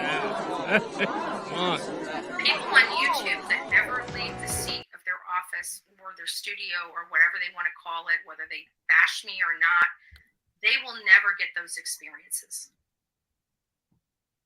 They will never get the experience of truly holding a victim, fighting for them. The people I fight for know my background. They know I have no problem making somebody's life living hell. People that reach out to me are desperate for answers and desperate for their loved ones. That's why you don't hear criminals reach out to me. You would never have a Leilani or a Billy Joe ever reach out to me. You will never hear them reach out to. Bro, nobody reaches out to you. What the fuck are you talking about? Nobody reaches out to you. You are completely and utterly full of shit. Like, this is funny because alcohol is considered like almost like truth serum to some degree, right? People are just too fucking honest when they're drinking. She is definitely an example of someone who believes her own lies. I mean, this is proof right here. Because we know the shit's not true. It's not like it's like I suspect her of lying. No, like we've seen all kinds of evidence that dictates that what she's saying is just plain not true. Disprovable. And here she is like she's just acting like I mean, she's fucking wasted drunk. And she's completely and totally just acting like as though what she's saying is true. It's crazy. Dolly Vision. You will never hear them reach out to Clarissa or Justice or ICU or Olivia or JLR. Wow. They will never reach out to those people. Ever. Not one criminal that has ever done any atrocity on a person will ever reach out to us. Ever. Wait. I think I hear somebody reaching out to Betty here. Hold on. I think I hear somebody reaching out. Why?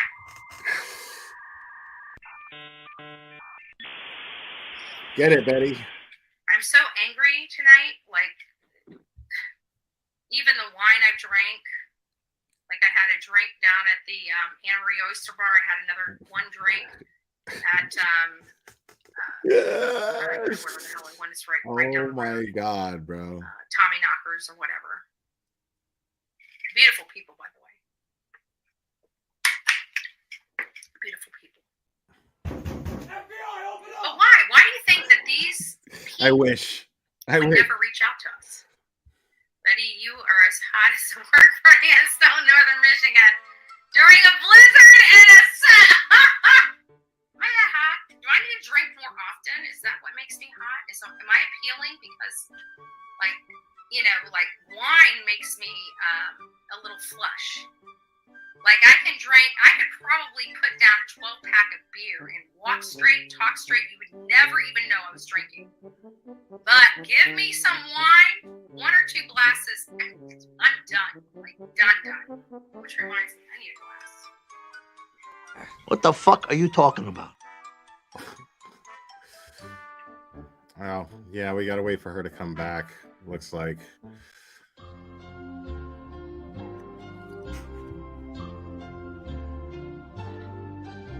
My glass is on the dresser. I grabbed this glass. This glass is a little more dusty. As you can see, it's not really wiped down very well. And that's because it's been up. But it's been, you know, upside down. So that means the inside is good. It's just you want the outside to look as good as the inside. But I'm sure this is going on the clip channels. I'm sure people are going to say that Bullhorn Betty had a meltdown or, you know, she was drunk or whatever they want to say on here about Bullhorn Betty. No, it's not that. It's that I've worked my ass off for a solid freaking month. I was in front of this horrible, despicable home of a family. It's not one person. No, this is old Natasha Richardson. This is that old. was despicable and disgusting. And they lied to the courts. They lied to the police. They keep lying. And they keep getting off. And I don't understand why. Because I spoke to so many people. Is she having a pity party drinking out of the dirty glass? And unfortunately, it's not like I like to say it. Remember. Hey, listen, don't hate on $2 Chuck, Stella Bella. I know you. Look, yo, Stella Bella, if you're talking about $2 Chuck, you know about $2 Chuck. Okay? Don't hate on it. Don't hate on it. I actually miss it. I miss my oak leaf. I haven't drank oak leaf in forever. But yeah, those were almost dark days. Guys, everybody's spreading out that I'm affiliated with the Proud Boys, that I'm some kind of this racist individual that just hates people and whatever. The bottom line is you've watched me put together several events. Several. I have no control over who who posted them. You saw how she like censored herself I from had put saying okay up. she almost This is a white power sign. like, she almost said black people. She almost said black people and stopped herself from even saying that. She's self-conscious about being racist. But if anybody knows me, I am absolutely balls to the walls of anything. Like, I have been doing the whole okay, the whatever, the loser since I was a kid. If you tell me that saying an okay sign, which mind you, I'm a deaf person. Like, I've got one ear that works, one ear that's completely deaf. I had to go into a system that taught me some sign. Do I remember the sign language? Of course not. I don't remember the sign language. I have to be honest with you. I can do a few things, but I don't know a lot about sign language, even though I studied it. But the one thing I remember is when you said okay in sign language, guess what? It was okay. It wasn't some nefarious thing that I'm a white privilege, white power, I hate black people type things. As a matter of fact, it's completely the opposite. She stuttered. Completely the opposite. You saw she stuttered. I went on a whole tour that it was okay to say okay. Right? Wow. If people disagree with that, they disagree with that. They hate me for that, they hate me for that. It's okay to say okay. Like, what else was going on? Were they saying like were they saying like that it's fine to like Sieg Heil as well? Were you goose stepping? Come on, dude. Give me a break. But if they know me, they understand exactly why I did it. Because I think it's absolutely, completely insane to now change the okay symbol that we were all accustomed to as children. We probably see our own children doing that. Then why is it? Explain to me this.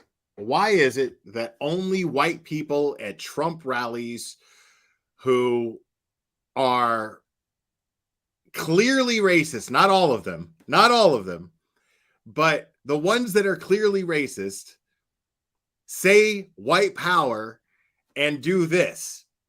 Now, I don't walk. I get around sometimes, you know what I mean? But I don't see people like, and I live in fucking Tennessee, and I don't see people going around going, hey.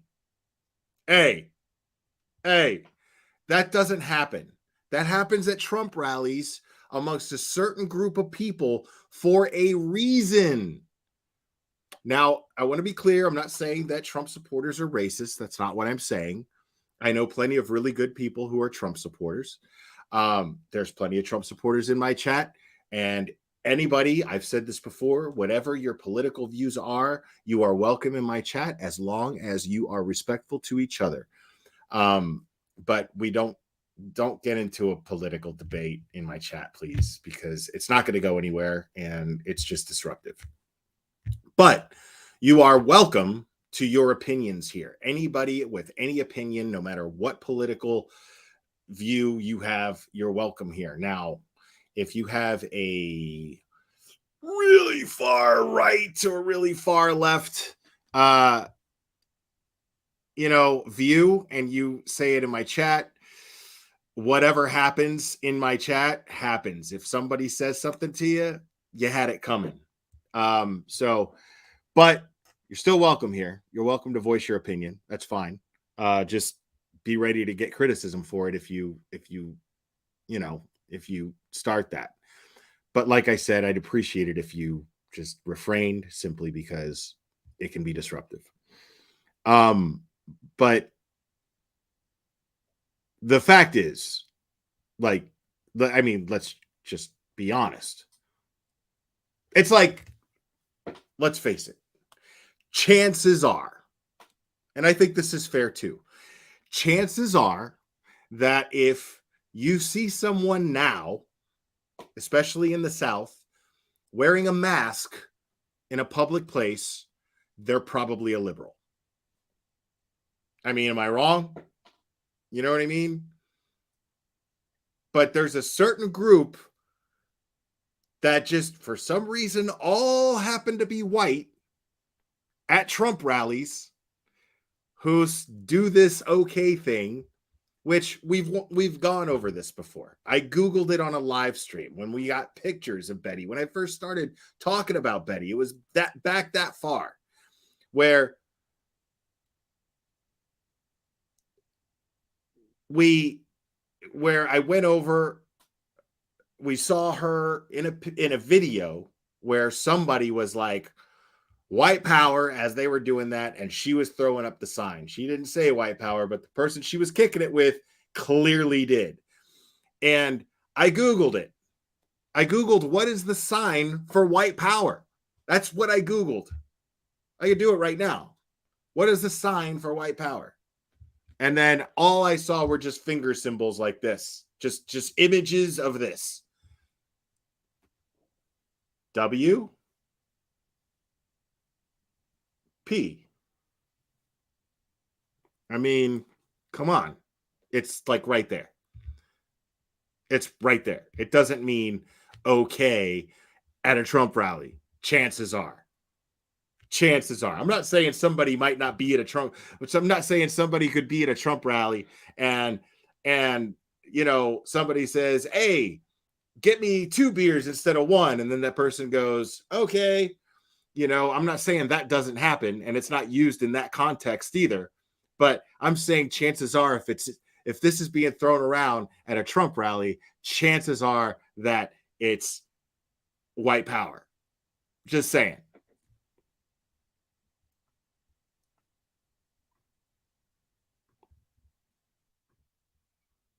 All right, look.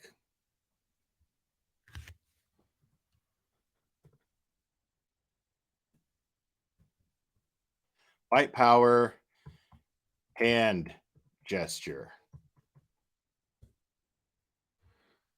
Images. Oh my goodness. Would you look at that?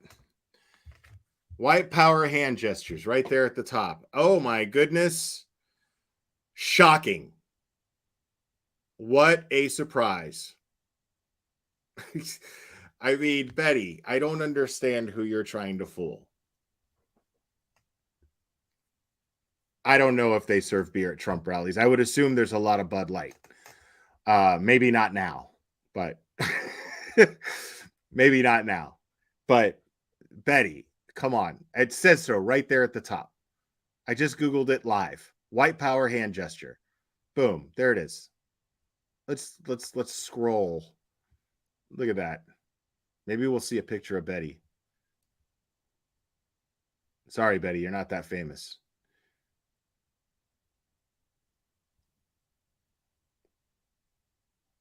I mean, oh no, Barack Obama's doing it.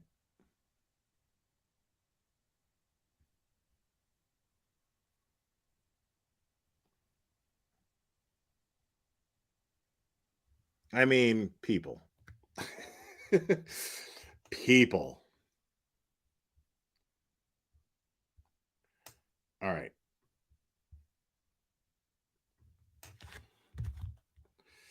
All right, I'm going to open up the phones, but I have to step away for just a second. Just give me one.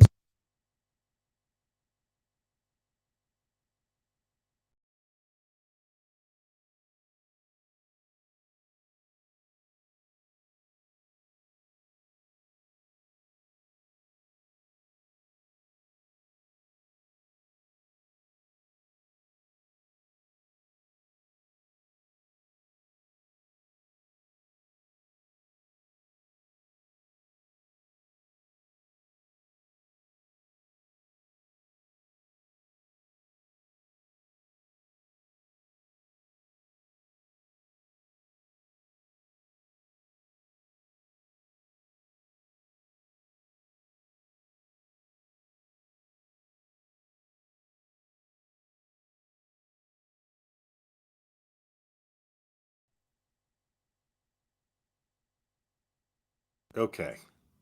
So if anybody wants to call in, they can.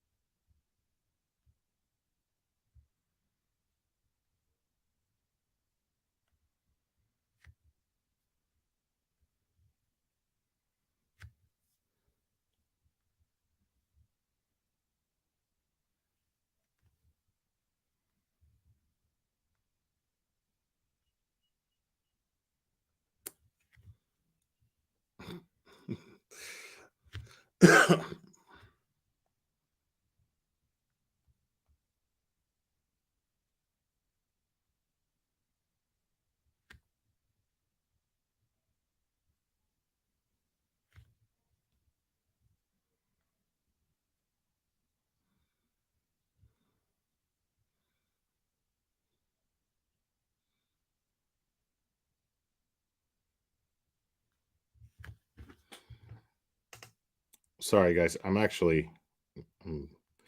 placing an order here. And I don't know if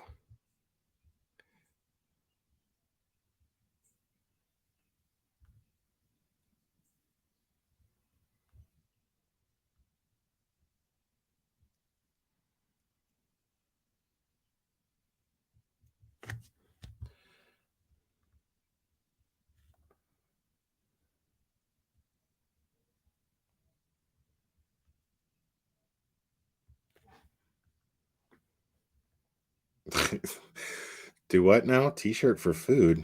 What are you guys talking about? Yeah, I'm totally pulling an MGL right now. I apologize, guys. But if I don't do it now, it'll be too late because everything closes like really early here. So I want to have this ready to go.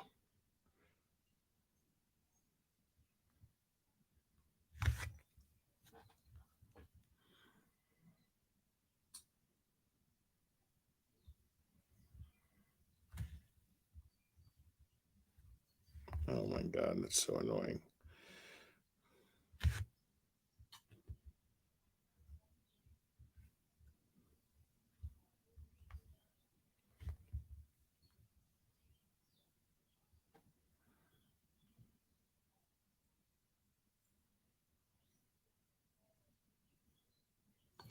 No, I'm not ordering a T-shirt.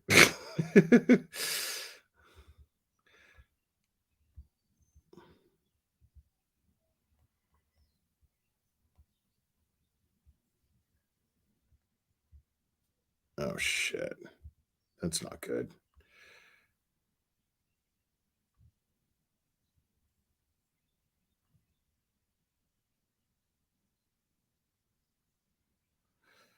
Oh, I might already be too late. That's a bummer.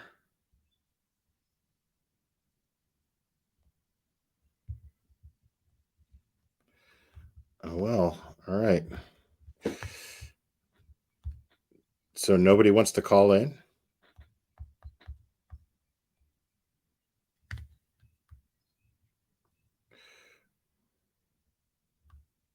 Oh, that's why. Hold on.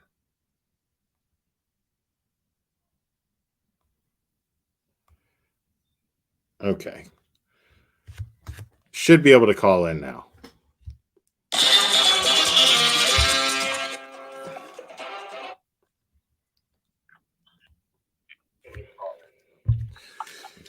You're on. Who am I speaking with? Oh, it actually worked. I'm calling from Australia. How are you, Will? You're calling from Australia. Wow. Welcome. I hope that call's not too expensive. So do I. So do I. Yeah, I'm a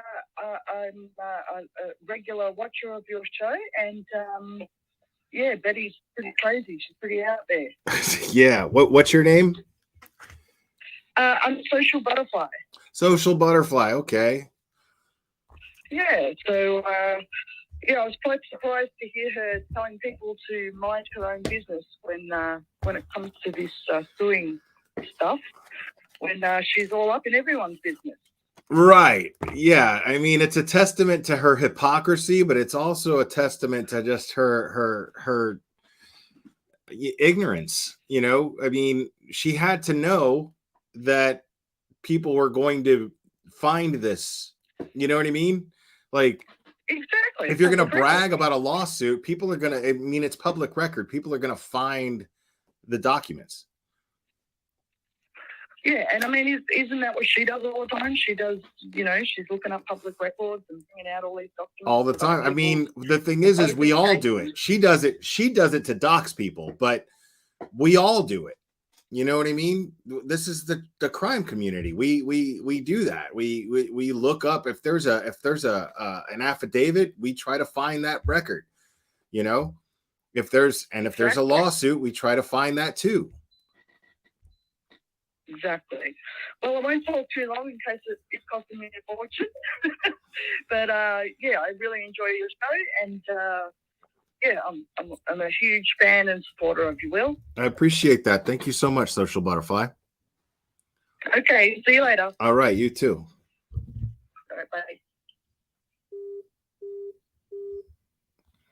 All right, lines open again.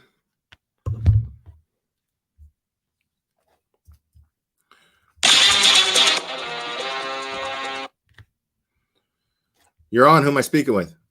Hi, Will. It's Amy again. How you doing? What's up, Amy? I think she's so hypocritical. You know, well, I can't even speak tonight. It's like, I can't even, how do I put it this way? She talks about wasting people's time. She wants to be safe, but when she's doing a frivolous lawsuit when there are other people that really have pending justice. To me, it's just like a fake 911 call, and wasting people's resources and time.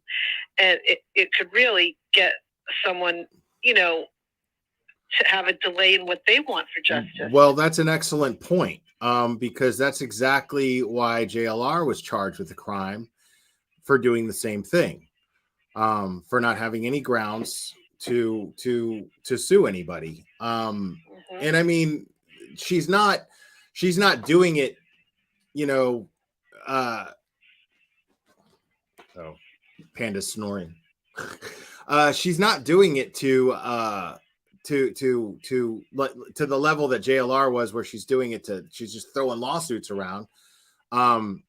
So she has the right to do what she's doing, but I agree with you. It's at least she's not doing it habitually like he did, but it's the same thing that he did as far as one individual case goes. Yeah. It's complete and utter bullshit. It's just, there's nothing factual about anything that she's filed in that lawsuit. That's true. And the other thing is, what am I going to say? I can't even think. It's a long day. But like, what I'm trying to say is that, like, she thinks it's going to help her her growth. It's really not, because this is going to be another nail in the coffin to her this little stint she's doing in true crime. Right. And and the other thing I have to say is that what I remember with that white power sign, it was sort of like a joke. It was put out in one of these 8chan, 4chan things. It was done to troll, like, left people. This is what I was heard. So then it took off. Now they use it all the time to sort of. I mean, but isn't that how anything starts? Pretty much. Of course it does. You know what I mean? Course, Whether something started with that meeting is irrelevant. What matters is what it means now. And it clearly now means white power amongst the right wing natured people. That's true. But the other thing, you're talking about her political stuff and everything, and her, I do really believe that she only likes certain people, because I'll have to tell you something, Claire. I once called her up. I Headstones and Headlines, her show did like a recap of a Christmas Day broadcast. So she was, I'm Jewish, so I called her up, and she's talking about how people wanted to, they were celebrating Christmas, and I said, oh, well, I'm Jewish, and I did a really good thing. I'm a nurse, so I volunteered to take. They were desperate to get this patient seen. I worked for an agency, so I do the right thing. I wanted to help people. I told her how I'm doing a good, like, deed. We call it mitzvot, that is a good deed. That I went to see the patient. I let the other nurses, my colleagues, get a day. I thought it was a good thing for me to go and see the patient and give them a day with their family, so they didn't have to work that day. And I was talking about how, that I celebrate the other holiday and blah, blah, blah. But can I tell you something? Sure. She did not even say Happy Hanukkah to me. She doesn't acknowledge other to me. I'm just telling you, she does not acknowledge other religions. Right. She does not really. She's like, in my opinion, she doesn't even really acknowledge her own. Because she doesn't practice. She's in another world. She doesn't practice Christianity in the slightest bit. First of all, she goes live on Sundays, like Sunday mornings. And second of all, like, she's always talking about God, this, the God, that, but it's only her trying to cater to the people in her chat who give her money. So the people in her chat who give her money are always talking about God bless you, Betty, blah, blah, blah. We're going to be praying for you, things of that nature. And then she capitalizes off of that. And then she tries to claim that they have the same God. But Betty is not a practicer of of Christianity in any way, shape, or form. She doesn't do anything that even resembles something that is Christ-like. So it's like she does, to me, she does like what people make fun of Don Wells, like jailhouse religion. You know, they do that to pump themselves up all the time, right? To make themselves look good, to feel better for what they're doing, to virtue signal, etc. So, and how crazy is it? How crazy is it that Don Wells, he exudes Christianity more than Betty does? And how crazy would it be if Don Wells actually turned out to have something to do with Summer Wells' disappearance? Think about that for a second. Now, I don't believe, I have nothing to make me believe that Don Wells did, but again, we don't have any evidence. Again, I mean, the fact is that everything is still on the table. But my personal opinion is Don and Candace had nothing to do with anything. But let's just say hypothetically that Don did. And here he has been this entire time with very, very Christian-like patience with the way that people have been treating him, you know? And and then you have this person who's claiming to be Christian, and she's talking about euthanizing children. She's talking about, I mean, it's just disgusting. She's blaming rape victims.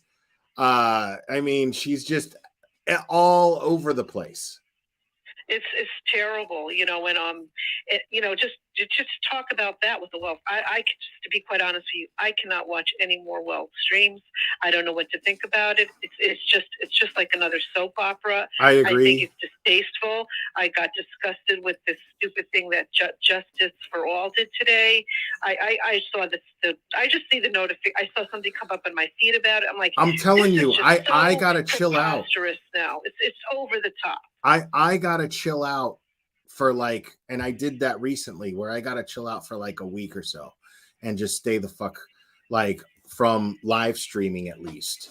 You know, like I'll show up to a chat here and there, but I can't, you know, like it becomes overwhelming thinking about this, talking about it, because it just gets really, it's like banging your head up against the wall. Like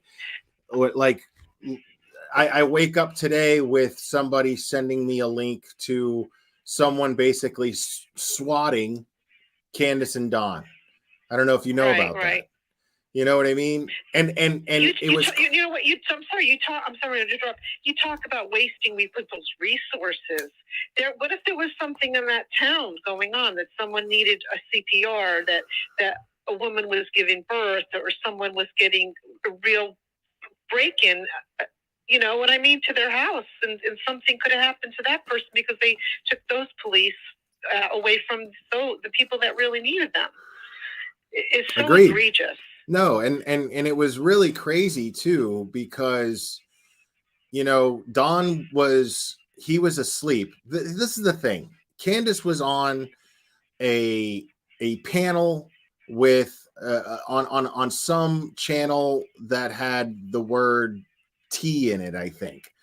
Something like that. And it was clearly a gossip channel, not even a crime channel. And you know, Don and Candace are now just sucked into the YouTube, you know, abyss of garbage, of sewage. You know, they're addicted to it. That's what I'm seeing, because I can't imagine any other reason why parents of a missing child, who the only reason anybody knows who they are is because they're the parents of a missing child that everyone's talking about. And then they subject themselves to being on literally a gossip channel. I understand going on a legitimate crime channel. You know, I understand that to a degree. I still don't recommend it at this point, but no legitimate crime channel would even touch them at this point. There's nothing that they could say that's credible. You know, right? Exactly. So, I'm going to let you go, but I'm going to just say one more thing. You know how we call Betty a Karen? We have a word called yenta. Do you ever heard of the yenta? A yenta is like a Budinsky, but it used to be like now, it's really known as like a matchmaker, but when someone's a Yenta, they're like a Budinsky, like a Karen. So I call her Yenta Betty now. Yeah. How do you spell that? Yenta, Yenta. Yenta. Okay, just like it sounds. Yenta Okay. Betty. I'll call her Yenta Betty. Yenta Betty. She doesn't like Jewish people, so I'll call her Yenta Betty. I think it's funny. It is. It's hilarious. If I was Jewish, I would call her that myself. But and I'm a Jew. I'll give you permission. oh, you're giving me the card? I get the Jewish card. Give you some permission. All Y'all right. heard it. I got the Jewish have card. A good night. Now. I am Take now care. a chosen one. We need some comic relief here. Take care. Bye. Thank you. Bye. Oh man, that was a hoot. Oh, she was funny. Yeah, I just, yeah, the whole Candace, they show up, Dawn's asleep, Candace is live on somebody's panel, and the cops show up and they're like, we heard that you had kids that didn't belong to you in the bedroom, and you can hear all this.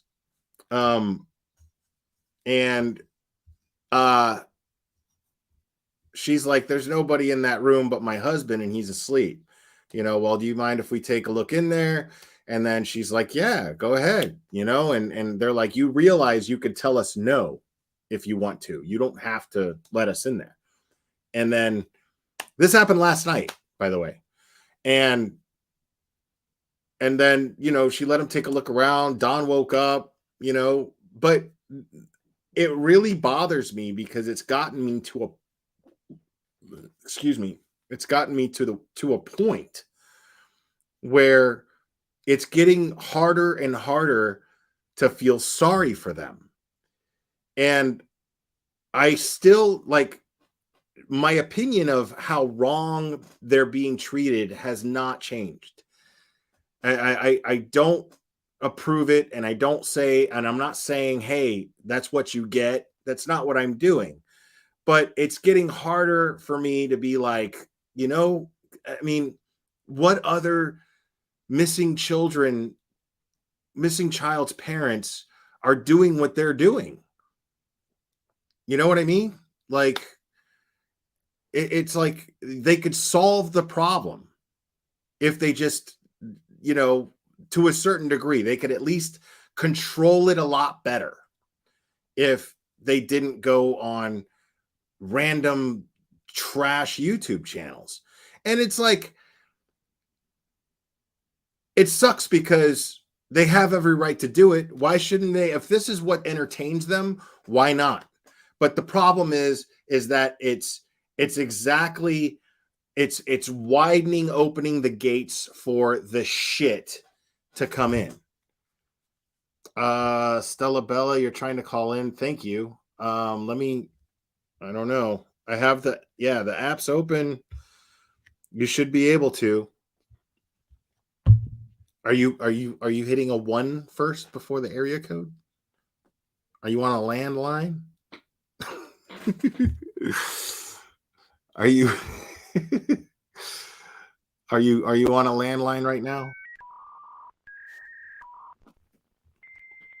It's Stella Bella trying to call in right there.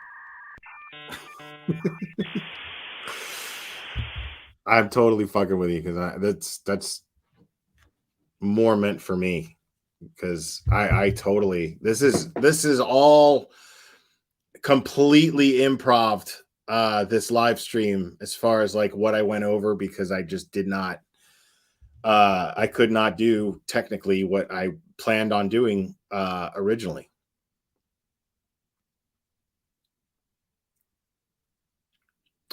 Midnight Rain, I agree with you. They should stay off and just hire a lawyer. You're on. Who am I speaking with? Hi, I just wanted to check it for Stella Bella. Stella Bella. What's up, Stella Bella? It's no, this is not her. This is Lex. What's up, Lex? Honestly, I just wanted to say hi to Grandmaster, and I couldn't add anything more to what you say, Will. What am I, a fucking dating service now? What? No, no, and your chat. I'm just giving I you love shit, your man. chat. I'm just messing with you. Shout out to Grandmaster Sid Sophos. Okay.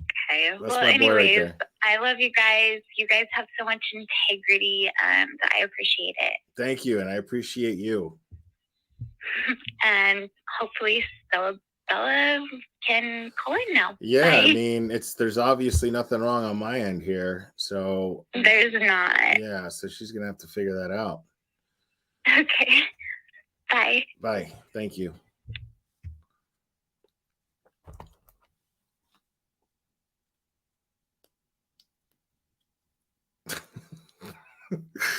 Oh man.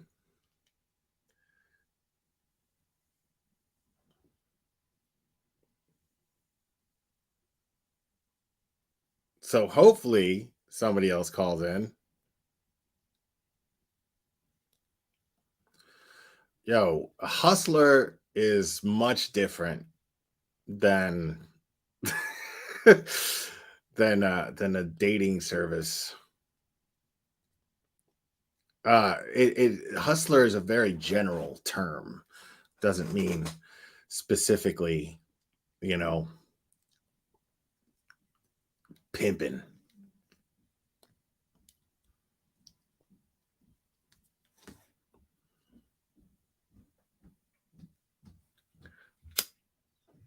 Do I know any good guys that are stable?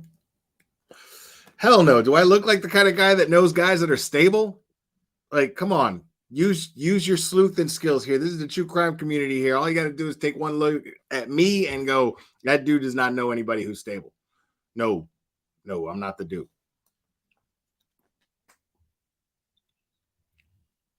I might be subject to a lawsuit for setting somebody up with somebody I know. Put it that way. I'm just kidding.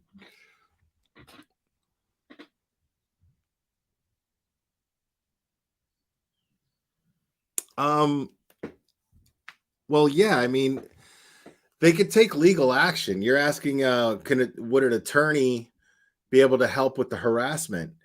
I mean, yeah, because what ended up happening was.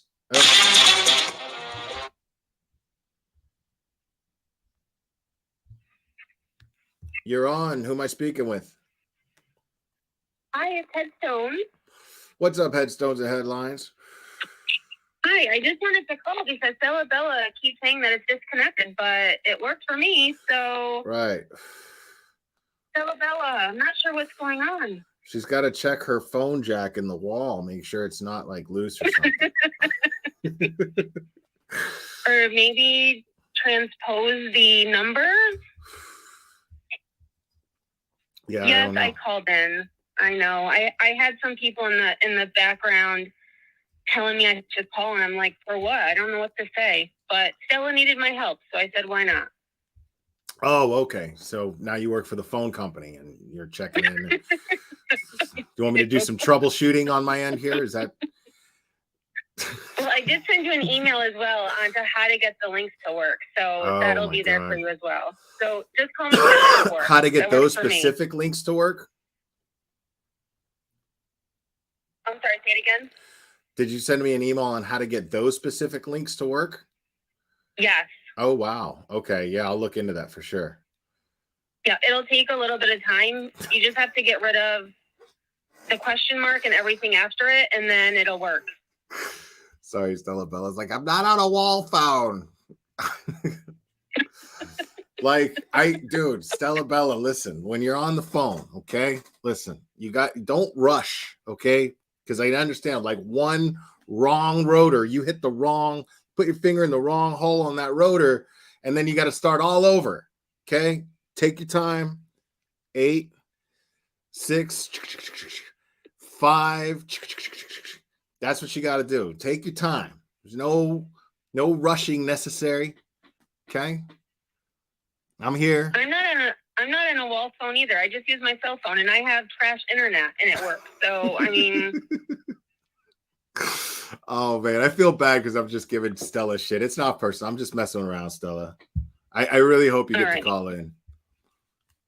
All right, try again, Stella Bella. Yeah, Stella Bella. Try You've again. got this, girlfriend. All right. All I'm right. going to hang up. Bye. See ya.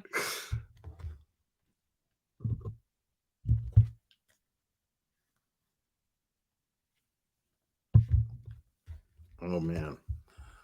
Pour a little bit more coffee.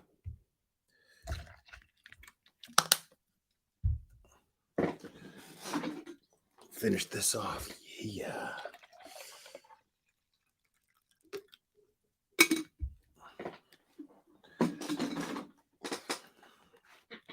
Panda's passed out, dude. Panda's so old.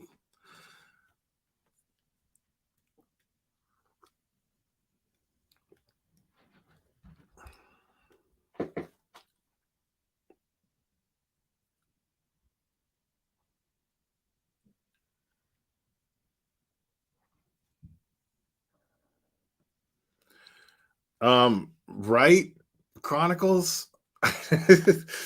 Right? Like, I could just imagine the judge going, like, how am I supposed to review this? Like, what am I supposed to do here? Like, you want me to type in each URL, like, manually? No, I'm not doing that. Can I reset on my... You, listen. Everybody's been able to call Stella Bella, but you. We already did the troubleshooting. I can't show Panda. Panda's too big for me to pick up, and I don't have the heart to even try because she's like so asleep.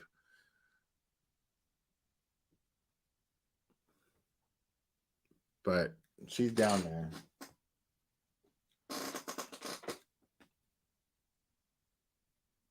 Rotary phones lies. Yo, an unsocial butterfly called from Australia. What? like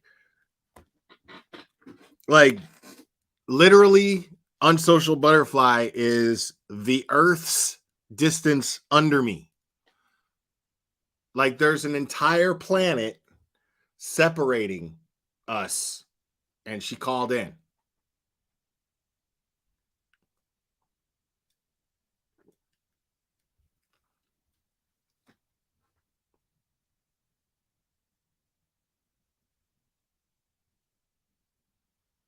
Oh, man. I hope Stella didn't leave.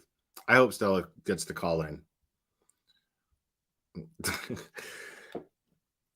Dude, you know, there's still, like, they don't work, but there's still payphones, like, near where I live. Like, I had to take a picture of one because I couldn't believe it. I was like, wow. Like, I live in a ghost town. How are you blocked? No, you're not blocked. I haven't blocked anybody with this number.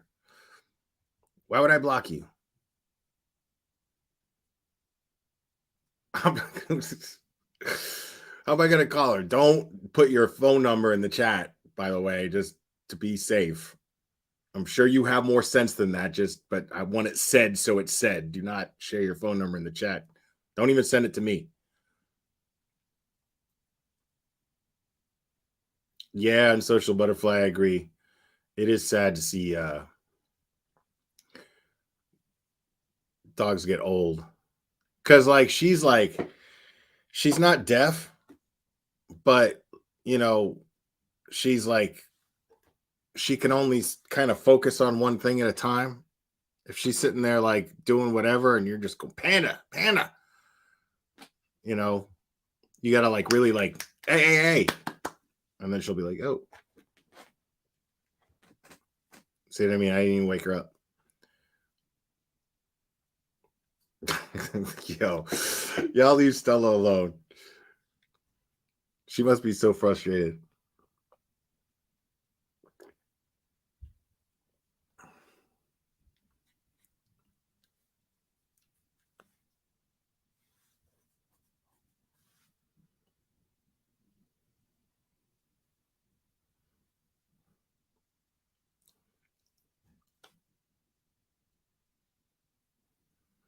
Yeah, I mean, is that what she's doing? Is she trying to hit like star 67? Does that still work? Like, if you hit star 67, does it Does it block your phone number?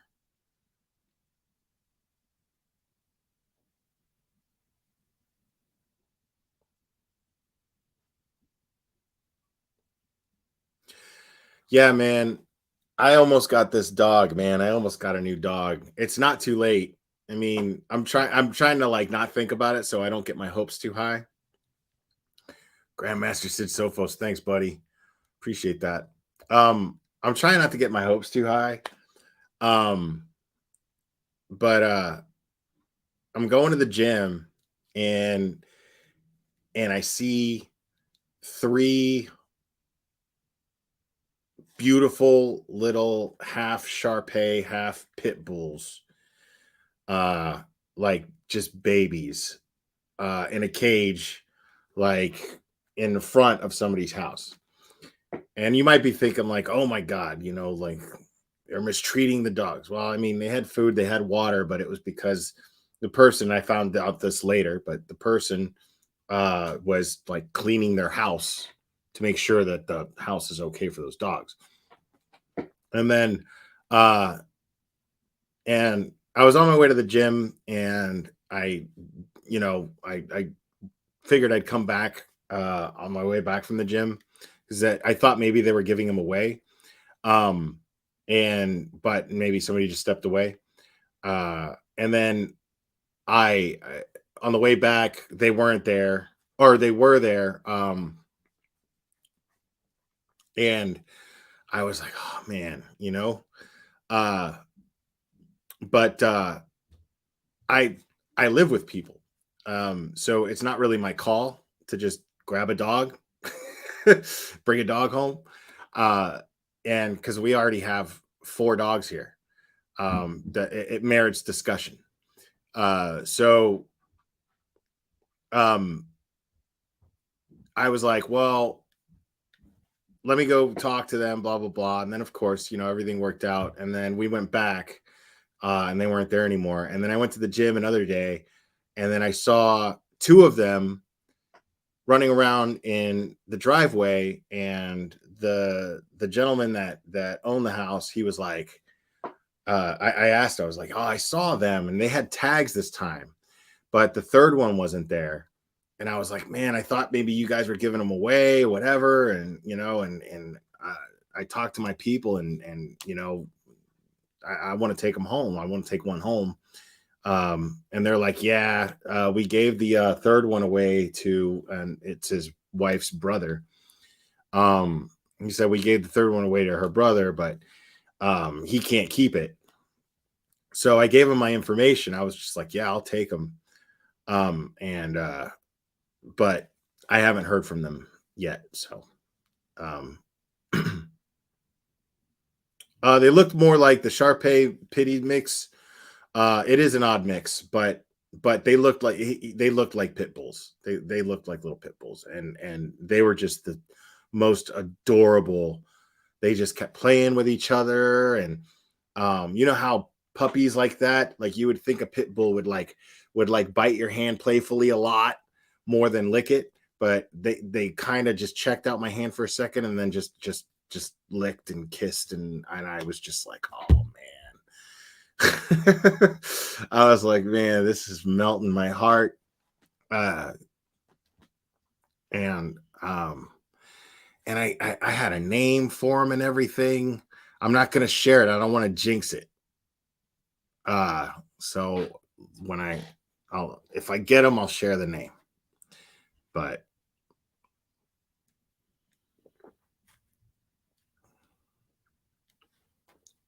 But yeah, like I was thinking about it, and I was just like, man, do I want a dog, like a puppy? And I was just thinking, man, for the first time in my life, you know, I got time to really, you know, and I'm in a stable spot.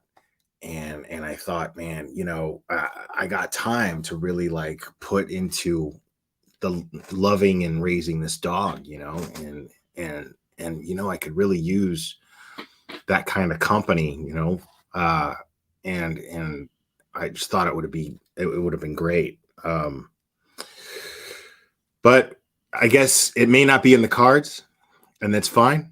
But now I really want a dog. I really want like a little puppy that's going to grow into a big dog. And yeah, that's really what I want. Yeah. Liza Oldhams, you're absolutely right about that. Since we're just sitting here shooting the shit before I finish my coffee, I'll tell you, because you're absolutely right about that, especially cats. And I never owned a cat before. But this was 10 years ago. And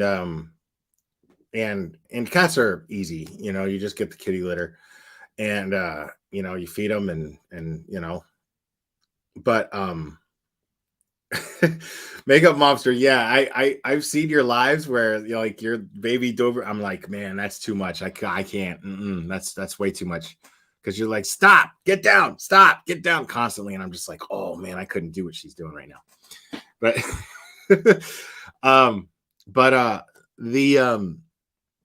so like 10 years ago, I had this girlfriend, and we broke up, but she and I remained friends, and she had this cat, and she came over to my place, and she was telling me, she was bummed out or whatever, and she was saying that she has to move in with her dad, and that her dad can't have cats in the house, and so she didn't know what she was going to do with her cat. So I was like, oh well, I'll take Molly. The cat's name was Molly. I was like, I'll take Molly. She knows me. She's familiar with me. Fuck it. And you could still see Molly whenever you want. And so, and she, bless her heart, like there was nobody more street smart than this girl out of anybody that I'd ever dated. And there was nobody more street smart, but she, was the kind of girl that at one point, I think she went through 5 different cell phones in a month because she kept leaving them places. You know what I mean? And and she dated me.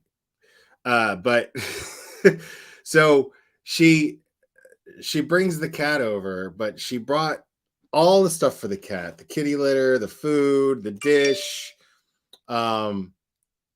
all of the stuff for the cat, and then and the travel kennel. But she pulls up, and I'm actually excited about having the cat. So I see the travel kennel in the back of the car. I open the door. She goes, no. I open the door. Cat takes off running, and I'm like, what? I'm like, why wasn't the cat in the travel kennel? Literally what the travel kennel exists for. That's what it's for. Why wasn't the cat in it? So whatever. We didn't dwell on that. We just went around the neighborhood looking for the cat.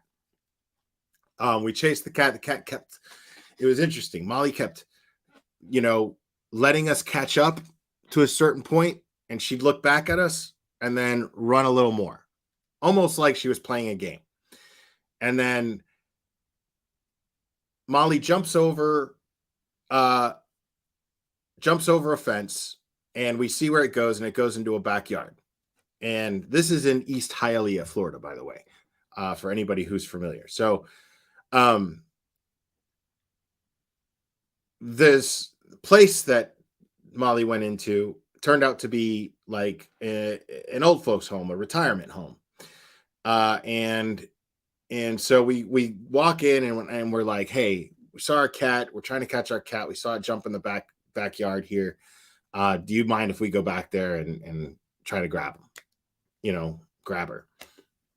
And and the lady was like, in this backyard? And we were like, yeah. And then she was like, yeah, knock yourself out. Good luck. And we get back there, and there's a few old people, but there was literally like a fucking sea of cats in this backyard. I've never seen so many cats in one spot, like a sea of cats. And, from grown cats to little kittens, right? And we spot the cat, and Molly jumps up on the fence, jumps up in a tree, takes off. And we're like, that's it. And I think that Molly just simply didn't want to be with anybody but her mom and knew what was going on. I give animals that much credit. Call me crazy. But she takes off. And I'm to the point where I'm like, this cat clearly doesn't want to be found. And while all this is going on, there's this little kitten, this big, this little kitten, and he's just following me everywhere. Just following me and meowing at me, looking up and meowing and meowing and meowing and meowing. And I was like, yo, I mean, you see this, right? And she's, my ex, she's crying. She's crying, but she's like, I was like, this cat, this cat needs, a home. This cat clearly wants to be taken. This cat, and then she's like, I don't want that cat. I want my cat, understandably so. And so I'm like, yeah, but I want the cat, your cat's gone. And this cat clearly is fixated and, just fixated to my foot. What do you want me to do? You want me to turn right, look at him. And then we took that cat home, and I had all the stuff from the other cat. And then, and this cat for years was just my homie. Like, he's a boy, and I named him Clyde, because when I walked into my place, I was like, I got to name you. And that movie with Clint Eastwood and the orangutan was on, and the orangutan's name was Clyde. And I'd been in so many bands and just exhausted myself with trying to think of names for songs, bands. It gets annoying. And so, I just saw the orangutan on the TV. I'm like, Clyde, okay, your name is Clyde. And then ever since then, I'm telling you, like, this cat and me were just inseparable. This was just like my favorite thing in the world. I dare I call him a person, because I mean, he, like, anytime I walked out the door, I could hear him at the door meowing. And every time I walked into the door, he met me at the door. And this happened as long as I had him. And well, I mean, it's not so much that he was grateful, Stella Bella. It is that, I mean, maybe, I don't know. But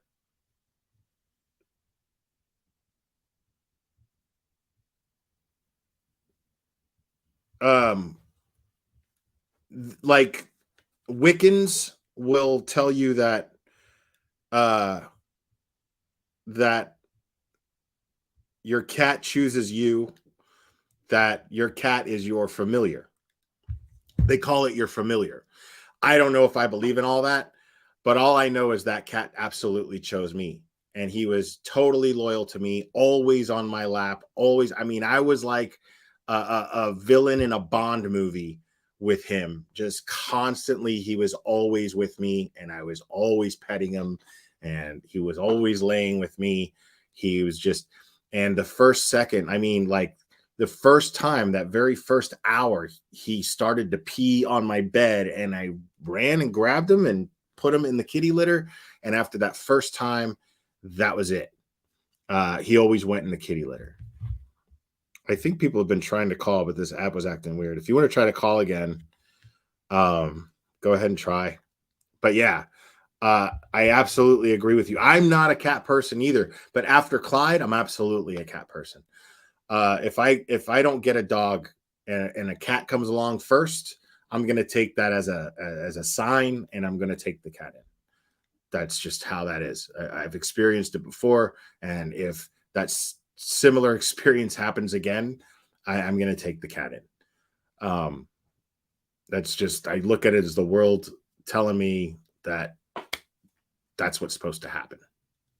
Me and that cat.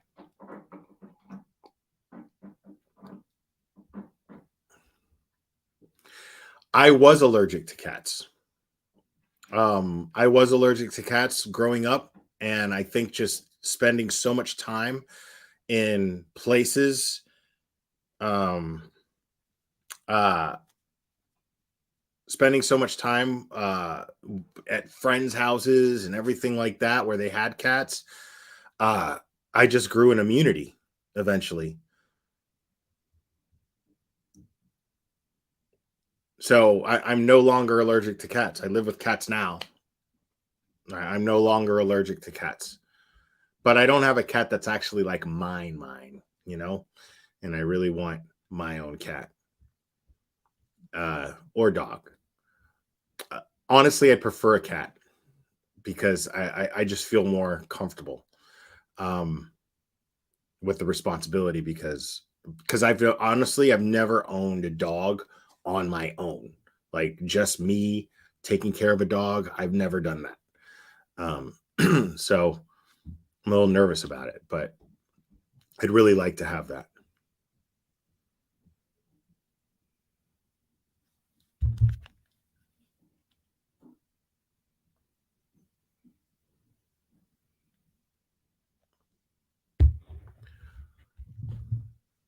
All right, I guess. Yeah, somebody asked about the submarine. Yeah, that is crazy. I just watched a video.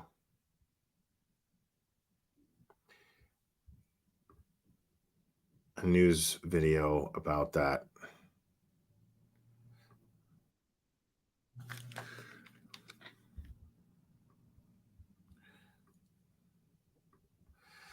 Yeah, this is crazy. I know a lot of YouTubers have been talking about it today.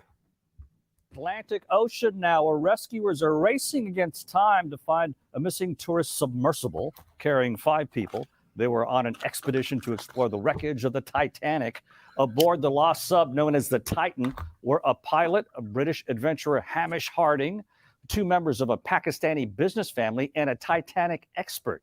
Coast Guard officials say the search has expanded 10,000 square miles and so far hasn't turned up anything.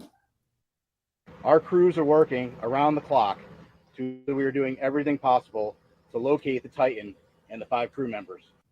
Experts believe the Titan either lost all power or was somehow breached. So, what's the difference between a submersible and a submarine? A submersible needs a mothership to be launched from. In this case, the Titan's support ship once served as a Canadian Coast Guard ice-breaking ship.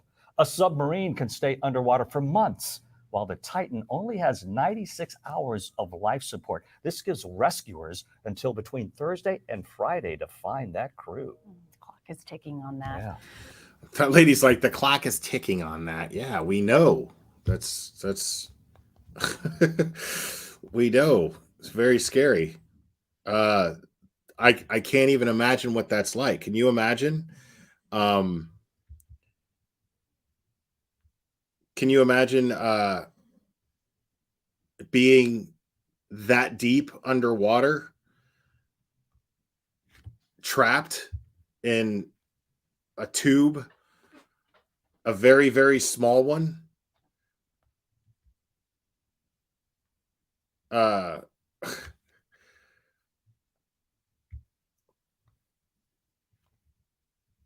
Sorry, hold on.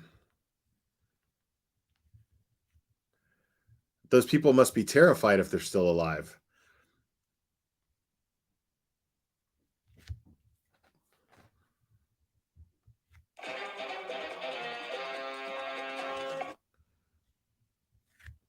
You're on. Who am I speaking with?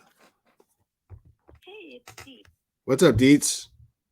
Is this sound okay? Because I have weird headphones. Yeah, the sound is good.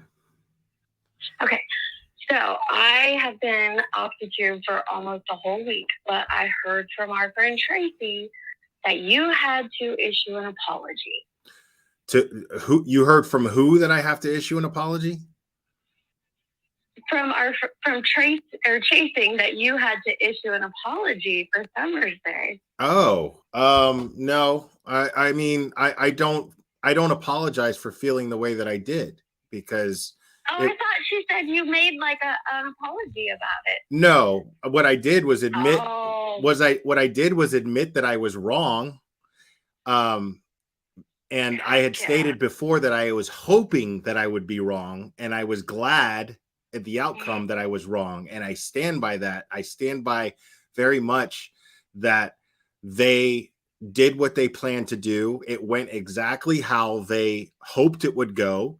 It went exactly how I hoped it would go, honestly.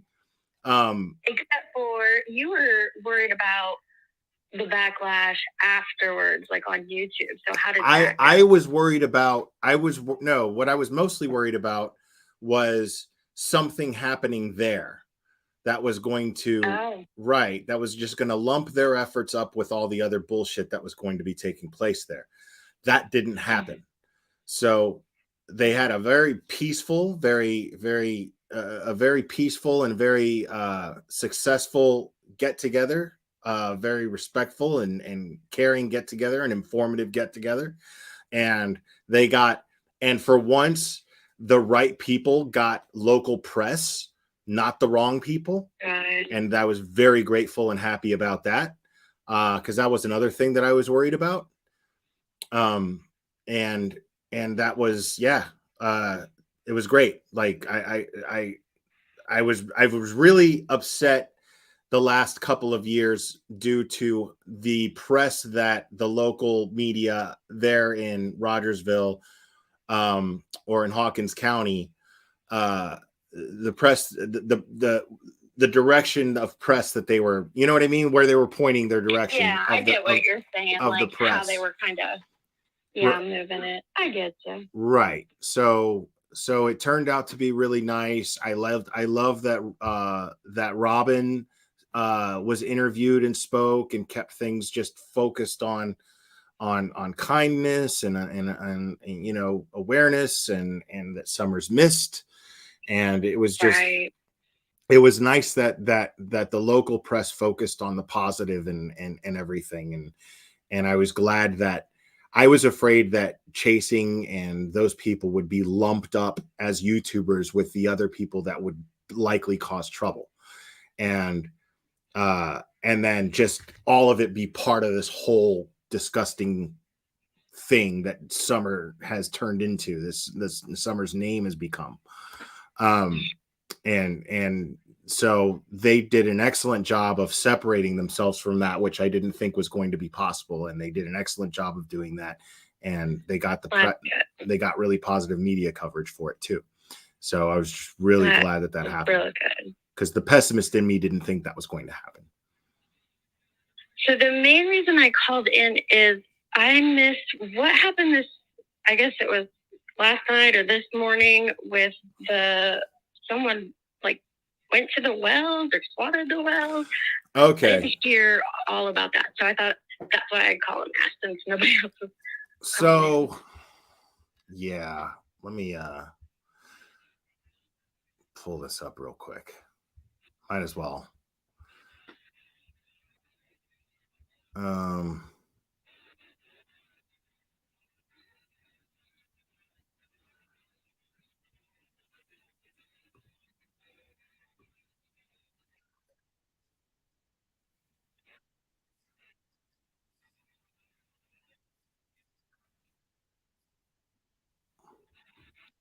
All right. Yeah, I don't know how much you'll be able to see, but basically, but I'll play it before I log off of here. Because you're on the phone. You're not on panel with me, so you won't be able to watch it in real time. But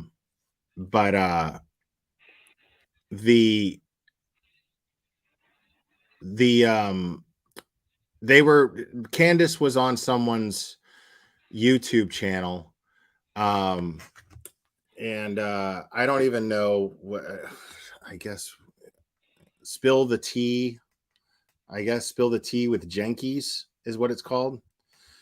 Oh, okay. Yeah, I know what you're talking about. So why she was on there, I don't know. You know, I mean, she can do whatever she wants, but you know, apparently somebody called while she was on there, gave the address of the hotel where they were, and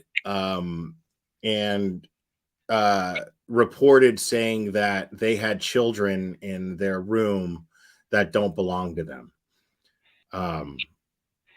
And that's just disgusting. But of course, she let the cops look around, and this all happened live. I'll play it as soon as we hang up. But this all happened live, and one of the cops says, like, they're already familiar with the fact that they reported JLR. And one of the cops even says, Jonathan, do you think it was him? Because she was explaining to him, yeah, this just, you know, people just harassing us, YouTubers that, you know, are calling y'all and wasting your time and whatever. The cop said that? No. Candace said no, that. The cop said Jonathan's name now? Yeah. Oh, wow. So, I mean, they're familiar with him, but I'm not saying that I'd have to listen to it again, but I'm not saying that the cop said it was Jonathan that called them. I'm saying that maybe he said it in the context of, do you think it was Jonathan? I don't remember. I watched it once. Or it could have been like, you know, people like Jonathan, because they just had to deal with them not too long ago. The law enforcement, that situation happened right before we left on our trip. So maybe the law enforcement are just familiar with that individual, and that's why they said that name. Right. Yeah. I mean, yeah, who knows? But it's just as long as they keep showing up on YouTube channels, this shit's gonna happen. You know what I mean? Right. I mean, no, you're absolutely right. They need to log off. Right. They need to log off. You know, and that's not to blame them. It's just, you know, it's the reality of it. You know what I mean? It's just the reality of things now at this point. You know, there's just thousands of people out there that think that they're responsible for someone's disappearance, and they hate them. And they're going to harass them, you know, any chance they get, any opening they get. And well, I came in at the tail end of this conversation on your live, and that's why I was like, I'm worried that I didn't know the exact details of it, but I was worried that it's going to make it acceptable to do it to future parents of missing kids, whether they're suspects, not suspects, look guilty, don't look guilty. It just kind of opens the door for a free-for-all. Sure. I mean, and that's why creators like us, you know, that speak up against it need to keep doing it, you know? I mean, because sometimes I get to the point where I'm just like, what am I doing? You know, like, what am I doing anything? You know, is it making a difference? Yeah, I heard you say that earlier, and you do. You gotta take a like. Thankfully, we travel a lot. Otherwise, I'd probably lose my sanity, because this place gets nasty after a while. Just like coming back and seeing there's lawsuits and people calling law enforcement on other people. It's like, it's a mess. What kind of world is this? Right. I mean, and it was like this with the Watts case 4 years ago. You know, it was like this. Yeah. You know, and I thought that we moved past that. You know, because everybody collectively in the community at one point pretty much just kind of agreed enough's enough. But really, the reality is that it's just people got sick of talking about the case, and that's all it was. People just lost interest. But the nature of these people didn't change, because it's just going to be the next case where they do the same shit, you know, where they feel an individual's guilty, so then they want to do, you know, take justice into their own hands. And Well, I get wanting to have a theory. I totally do. Like, I have my own thoughts and theories, but I don't get the attacks on the victim's family. I honestly don't. I mean, I have thoughts, but I honestly don't have any theories. I don't have nearly enough information to conjure one up. You know, not a logical, responsible one. You know what I mean? Oh, right. Not one that I'd want to put out on YouTube. Well, that's I mean, for sure, even but I even mean, in I have private, just in my head. even just me personally, like I dismiss it immediately. Like I treat myself like a fucking juror. You know what I mean? And I'm just like, that doesn't fly. That doesn't fly. I'm not gonna, you know, I literally have nothing. There's nothing. There's, you know, anytime these people are asked about Summer, they say, you know, I don't know. I don't know. I mean, I don't think they do. I genuinely don't think they do at this point. You know what I mean? I don't. Yeah, I know what you mean, but I don't know what I feel. Like, I go back and forth, so I get exactly what you're saying. Yeah. Well, I mean, it's just I haven't found. Let me put it this way: I haven't found anything that makes it responsible for me to meld the way that they live with and the people that they are with whatever happened to Summer.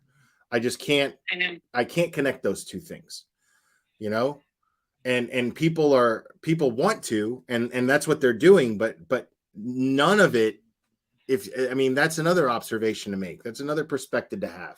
Is every time you see people doing it, they're forcing it, putting a puzzle piece that doesn't belong, and they're forcing it in there, and it just doesn't make the picture. You know, so there's no valid theories out there.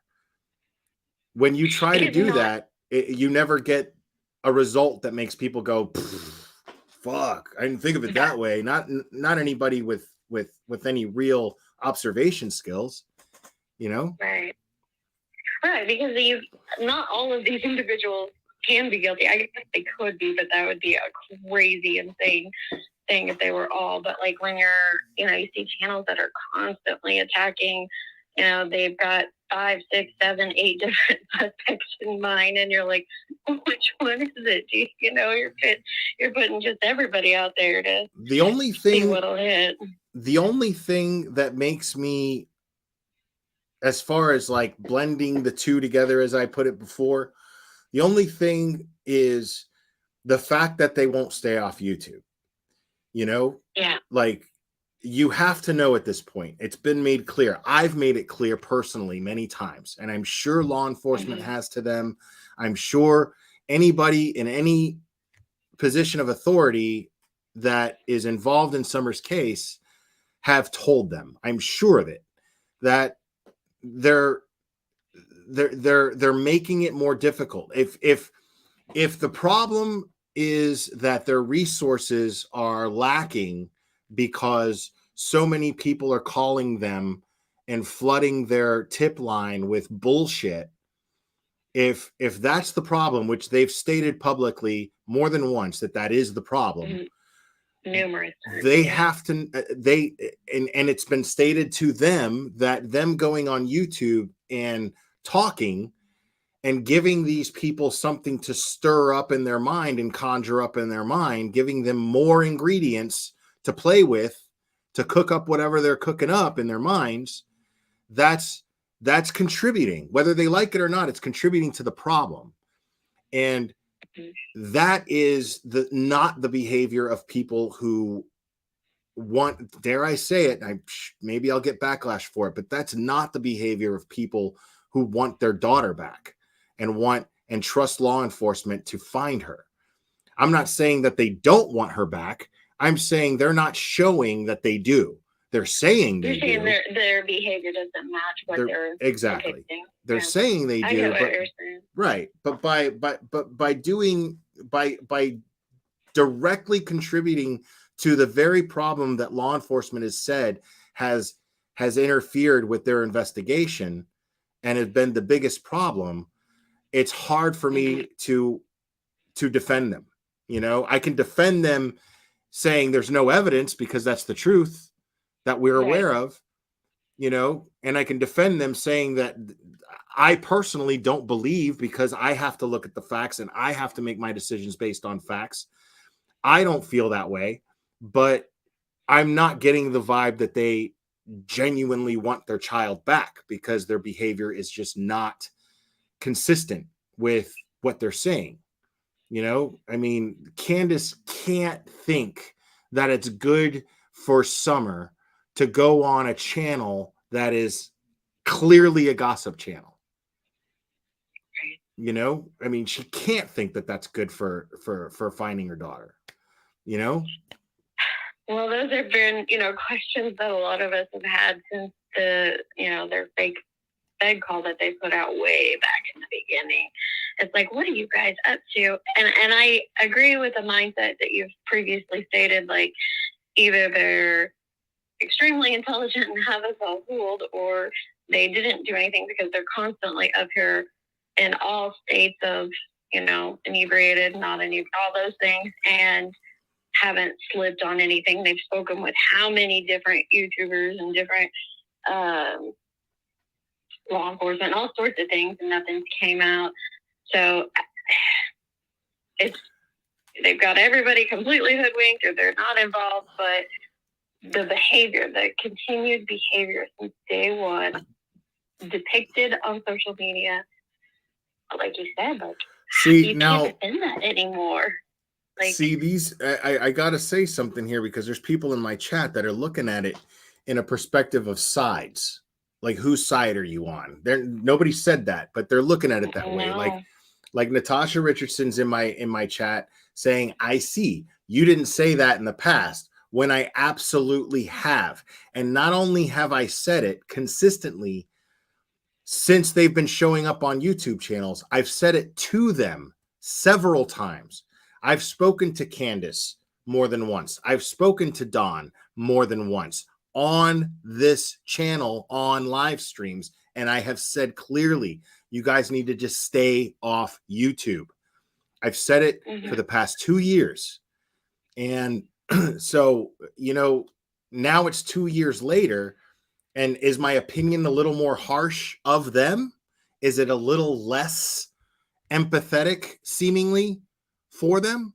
Sure, but I feel it's justified at this point, because if I've said so many times and I've told them directly so many times, stay off YouTube, and then here we are 2 years later and they're continuing the same behavior, and then and then convincing everyone that they're victims of harassment, which they are victims of harassment, but they can do something about that. They can at least control it to some degree by just not being on YouTube. It would drop drastically. The harassment would drop drastically. I'm not saying it would end.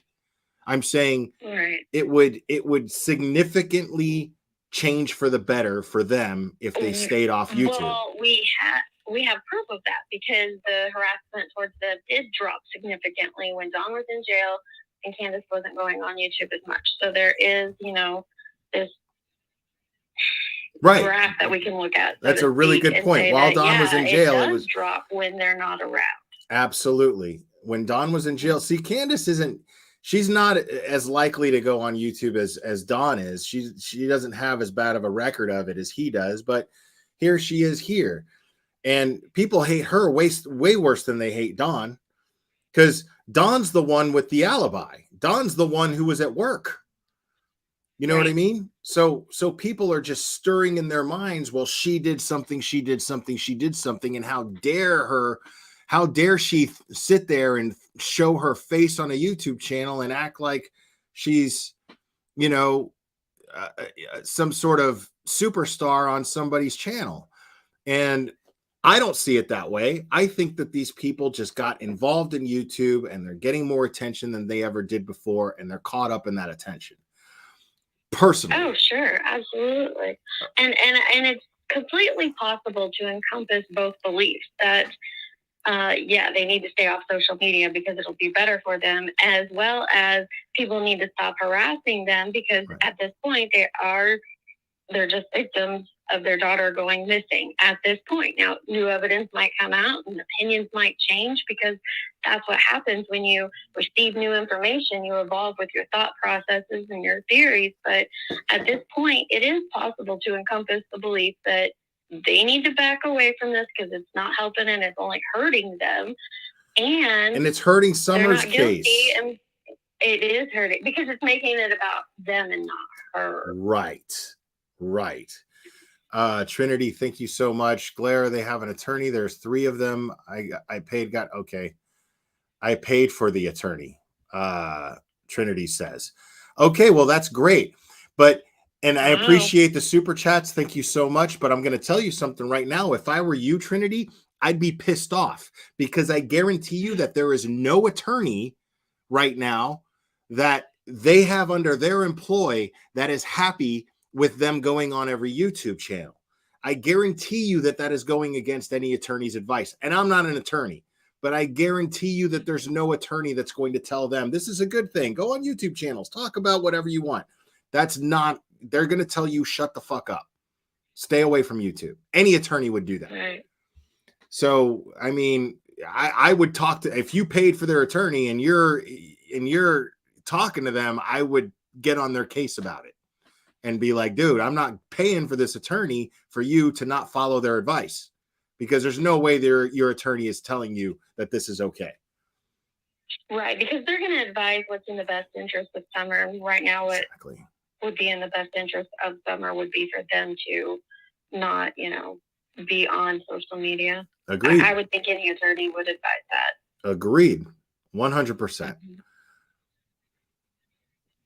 Catherine, I didn't think that they get it's not necessarily a pass because I think they've taken a lot of hits for what they've done on social media as well, but it's also 2 completely different types of crimes and patterns of behavior. Kaylee's not missing. Yeah. Kaylee's not missing. They have every right to go on. So I'm going to say, yeah, they do get a pass. I don't think I don't think that it's really helpful, but for some reason their attorney is talking about how there should not be this gag order and they should be able to talk blah, blah, blah, blah, blah, blah, blah. But these people are angry and they're angry at law enforcement for whatever reason. But they have a right to air their grievances. I don't think that it helps convict Brian Kohberger for them to be as public as they are. But at the same time, you know what I mean? Like, well, correct me if I'm wrong. The parents can speak freely. It's just the attorney that has the gag order on him. The parents can talk, but they're fighting because the attorney wants to speak for them. Right. That's kind of why they're going back and forth on the gag order, but they still have the right to speak freely, right? I believe so. I believe you're right. Okay. I mean, they still have been, but it's that's a completely different situation as you put it. It's apples and oranges. It really is. So it's not a question of them getting a pass, as you said it before. Trinity, hold on. Trinity's saying, and thank you again. No, they didn't tell them not to. The attorney knows the purpose of them being on channels. I want to say more. I can say there is 163 YouTubers being looked at. I know 54 videos being presented to the courts. Well, that's great. That's great news. But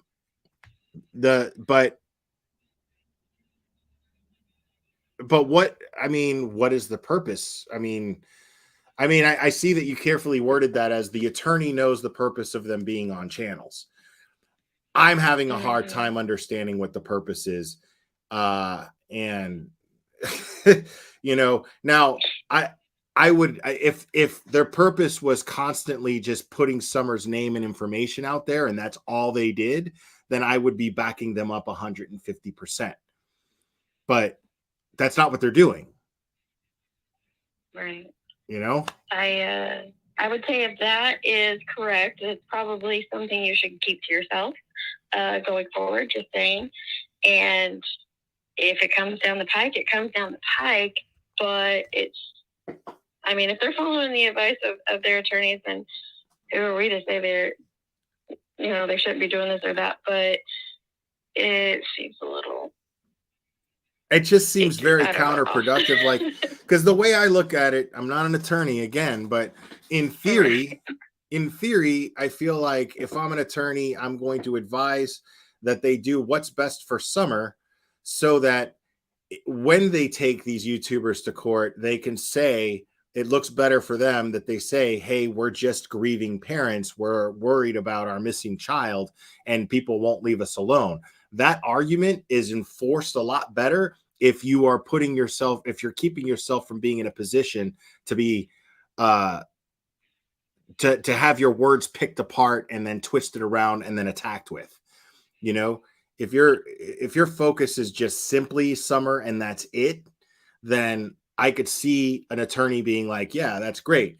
But I don't see, I mean, I would be like, yeah, the best thing for you would be the best thing that is for Summer. So whatever you do that's good for Summer is good for you. But anything that you do that's not in the interest of Summer is going to be bad for you. Right, because you have to remember they are the mouthpiece for their daughter currently. They are the spokesperson for their family, the mouthpiece for Summer, and the things that they say and do, they do affect your case, whether we like it or not. They do, whether it be because you have social media people calling into TBI and clogging up the tip lines there, or you have people harassing them because they feel a certain amount of guilt because of some actions that they've done. They're the spokesperson, and sure, right, what they say and do reflects. It just does. And honestly, it makes it harder for me, you know, or any other creator such as yourself or anybody else who defends them. Because, you know, I mean, like, it would be a lot easier, put it this way, I should word it like this. It would be a lot easier for me for my defense of them to come across to people in the way that I would want it to if they were not, if they were simply seemingly just focused on Summer and nothing else. You know, if there's no updates, I mean, that's normally what I would do is I would not talk about Summer's case for a long time. I guess I'm still kind of talking about it after the 2-year mark, but I started talking about it because of all the shit that was taking place at the 2-year mark. But I, you know, prior to that, I barely ever talked about Summer's case simply because unless it was attacking a creator who was attacking Don and Candace with nothing to base it on. But I wouldn't actually discuss the case so much unless there was an update. That was all I would ever really do. You know, if people were like, well, you know, I mean, even Ryan Upchurch did that at one point. The first time I talked about Ryan Upchurch, he stuck his nose in the Summer Wells case and started pointing fingers at Don and Candace. And then I talked about how irresponsible that was, blah, blah, blah. And I didn't give a shit. And I lost a bunch of subs because everybody was like Ryan Upchurch simps, you know? And I was like, well, whatever, you know, he's not exempt. I don't give a shit if he has 3 million subscribers or not. He's not exempt from, you know, he doesn't get a pass for doing the same shit that Betty and all these people do. So he, but even still, he dropped off and stopped talking about it. And then he did a video like a couple of months later and everybody was like, why are you? And he addressed, he was like, for people saying, why am I not talking about Summer? Why am I not talking about Summer? He's like, there is no updates. There's nothing else to talk about. And I was like, yes, exactly. Exactly. I mean, he's not wrong. There's nothing else to talk about. So, I mean, I guess I'm still talking about the people who just keep talking about it. But I mean, it's just so easy to do so because it's just one thing after the other. And if I don't feel like I'm adding to the other side of that pendulum to at least give it some balance, I mean, at least that's the way that I visualize it and justify it in my mind. I don't know. Maybe what I'm doing is fucking bullshit. I don't know. But I mean, who knows what's right and what's wrong? And I think it's best to go with your gut on that. But I also see that there's a lot of new people who are coming into her case through separate communities or just joining this arena, and they have a lot of misinformation because of what has happened here. So I would encourage you to continue to, call that out because it's important. There's people here who haven't heard about her case, and they come on and they hear it from creators who don't have the full grasp of it because it's become so messy, and they're getting a lot of misinformation. It's unfortunate. It's truly unfortunate and a disservice to her and her case. But I'm gonna hop off here.